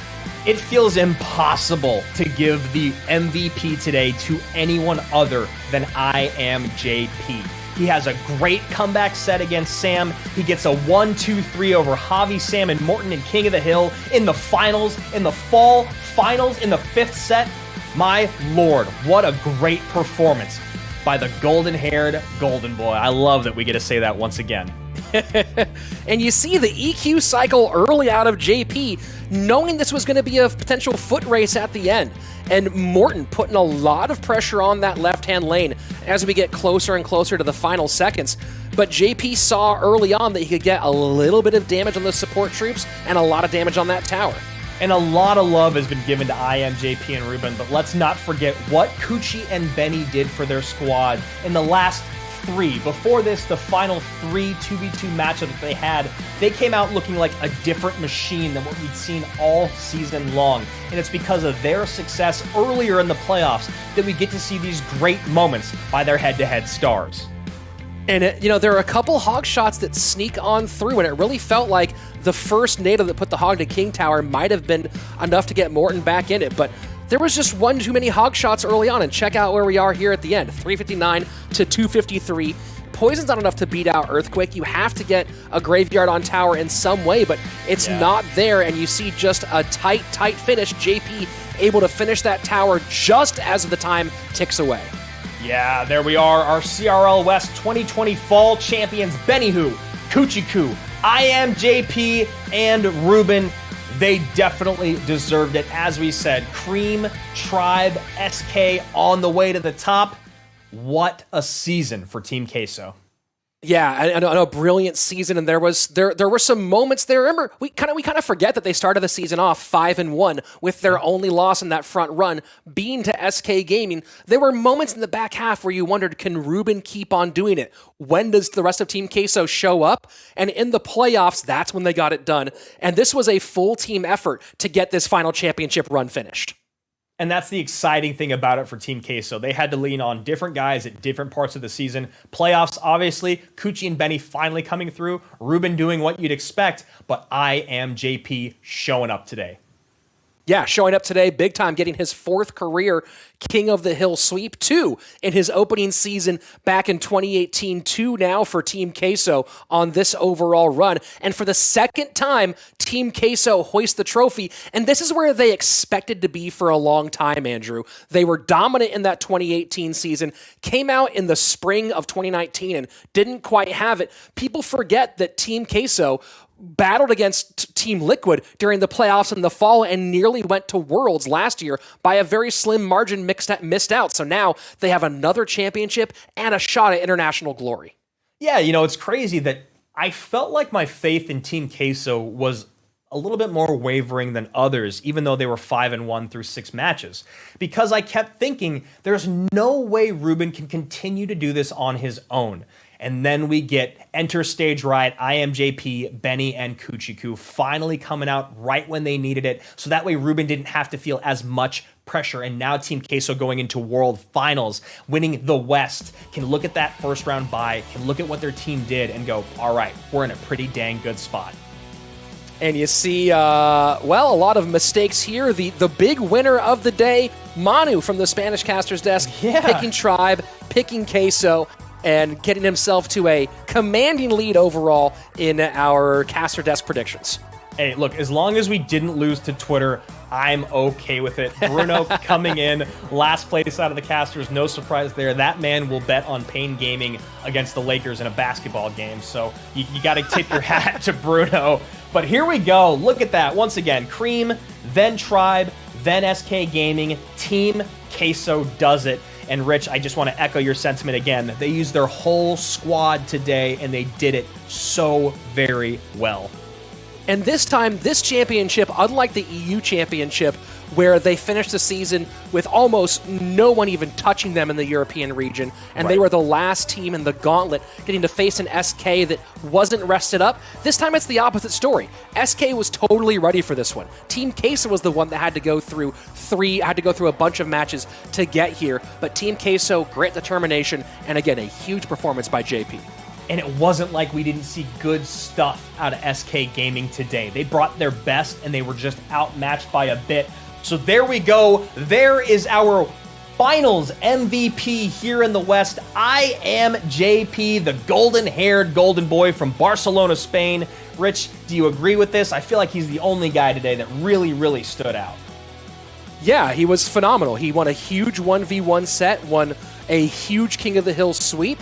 A little confused by some of the numbers there on JP for the season, but either way, JP finishes this season turning things around significantly, 60% win rate overall throughout this season for CRL. And Reuben does finish 2nd overall on the win rate standings at 70%, just behind the man we just saw fall in Morton, who finishes at an astounding 73%. Well, what's so crazy about that is, you know, Imjp only picked up 2 game wins through his first 4 matches. So we were really worried about him, like you said. For him to finish at 60% on the season is astounding. And it really, finishing strong on the season was the way for JP to show up for his squad, because they didn't need him early on because Reuben was doing so much on his own. Yeah, well, again, we wondered how long it'd be just Reuben carrying, but that question is answered. And now it raises some interesting questions as to what happens when we go to World Finals, right? Do we see the same level of performance? It seems like Team Queso is peaking right now, and it seems like the other 3 Western teams, in particular maybe SK and Pain, they might have already hit their peak maybe a little bit too early. Yeah, and you know what I'm really curious about as well, Rich, is, you know, going into that first World Finals, it felt like the East greatly outmatched the West. Right? You look back at last year, it felt the opposite way. It really felt like whoever won SK and Liquid was going to be the champion of the world, and that ended up happening. It felt like the West outmatched the East. This year, we've said time and time again that this is the most competitive we've ever seen CRL, and I feel that exactly all around the world. The stuff we've seen out of CRL East this year, I think we're going to see a much more even World Finals this season here in Shanghai. Very, very excited for those World Finals coming up the first weekend of December. Depending on where you are, it's either 4th and 5th or 5th and 6th. So check your locals, figure out where you are, and you can see there's some timestamps there as well. And from our side, SK Gaming, Tribe Gaming, Team Queso, and Pain will be the 4 representatives. Team Queso riding high. We have 2 squads here returning to that World Final, looking to amend the mistakes of the past. Yeah, and speaking of returning to the World Finals, we've got FOV Gaming, Ponos, Nova Esports, and WEDGM, our runners-up last year, our former world champions making another return. Of course, we will see some LCOP out there. It's going to be an incredible World Finals. They get better and better every single year, and I'm looking for the exact same thing this year out of the Shanghai World Finals. Yeah, all 4 squads from the East have already been there before, so we'll see how the squads out of the West fare with sort of stepping up to it. Although some interesting notes there. Tribe Gaming does have TNT, who was there with OG and Entis last year. My big question here is, how does Pain fare against so many decorated veterans? Yeah, we're going to see if they're outmatched or not. Will the rookies be able to match up at the World Finals? Rich, I'm going to let you take it away, guys. I'll see you in just a few weeks in Shanghai. This has been a phenomenal season, everyone. Thank you so much for being a part of it, whether you're watching on YouTube, whether you're watching on Twitch, whether you're just listening to this through a radio somehow. We don't know how it worked. This league is great because you're a part of it. Thanks so much for being here. I'm Rich Slayton. That's Andrew Guy. We'll see you in 2 weeks for the World Finals. Catch you there. Kevin currently ahead. Log trying to steal this one away. Will it do it? 9:47. Oh my word! What happened? Kevin can't believe it. What just happened?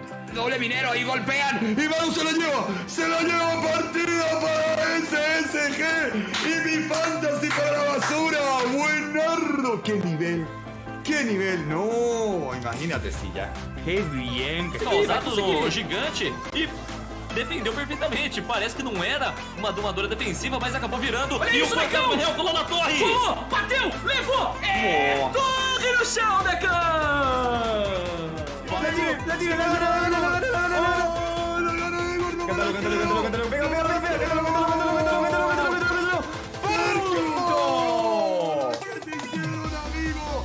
Right now, Chivas trying to get out alive. Graveyard in. Can a fireball freeze get this Log one done in. for Space Station? They're trying 183 HP.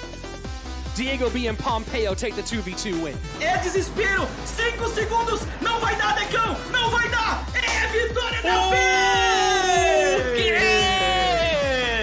With death damage. And look at that. Skeleton Dragons on. Javi 14 gonna go ahead and take this one. Código making one of his few mistakes today, and that is it. Javi 14 is back. Não nada nesse momento. É, o Reuben vai fechar o jogo. Vai tentando o XP de alguma coisa. Não tem jeito, Decão. Até os porcos podem levar.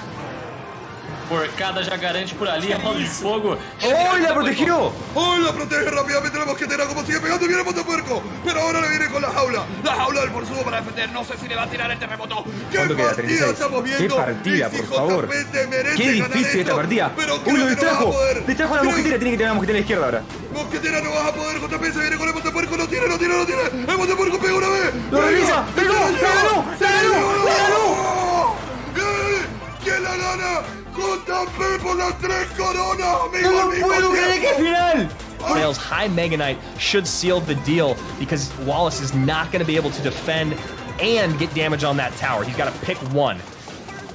Yeah, Bar Barrel goes in. The Hunter, Oh my though, gosh. not connecting with Oh that my balloon. gosh. Not connecting What with is that happening? balloon. Oh my word. goodness. Oh my word. my goodness. Pain Gaming's going to World Finals.